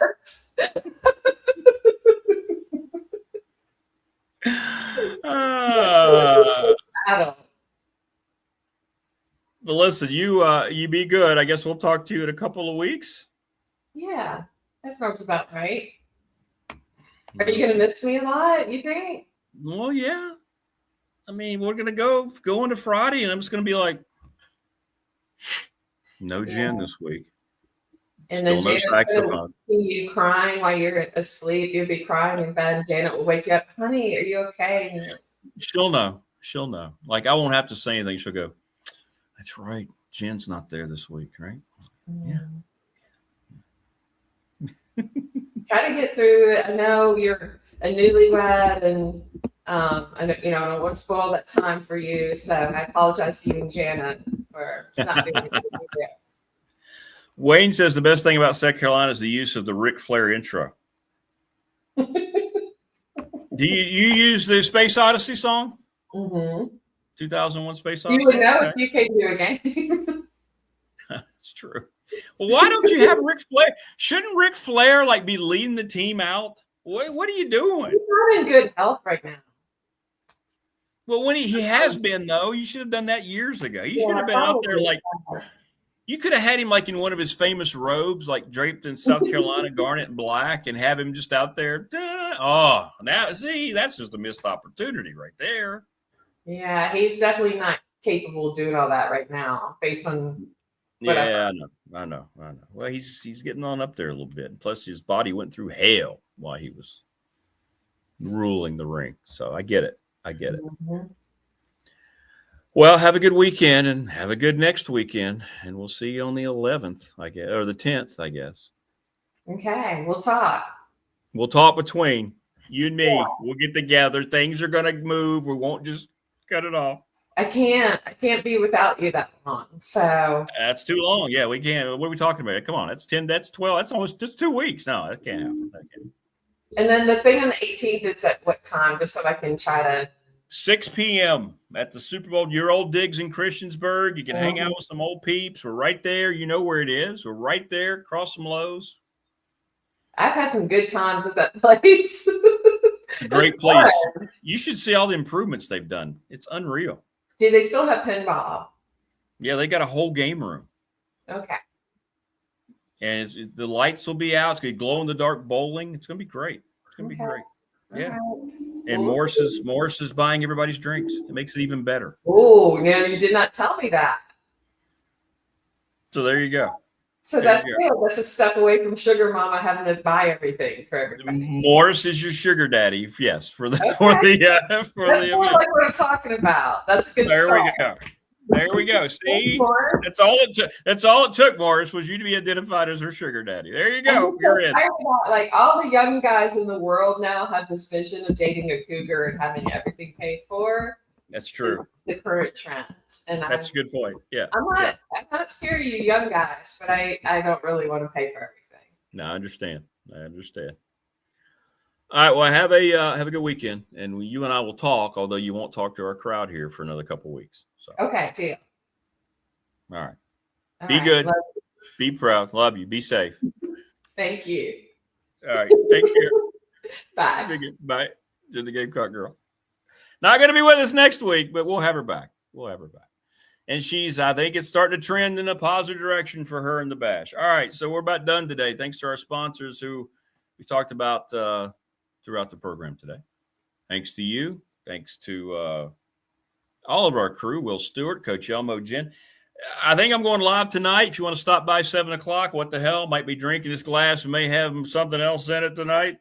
We're going to talk. We're going to talk movies, pop culture. We're going to get the Big Dog Pop tonight in a different variety. So if you want to come by, let me know. You can come on with us, or we can just talk and chat. Whatever you want to do. Dwight, I think, is going to stop by as well. So we'll do that tonight at 7. We're going to go live here on the program, heading into the weekend. Oh, 2 drink tickets. I'm sorry.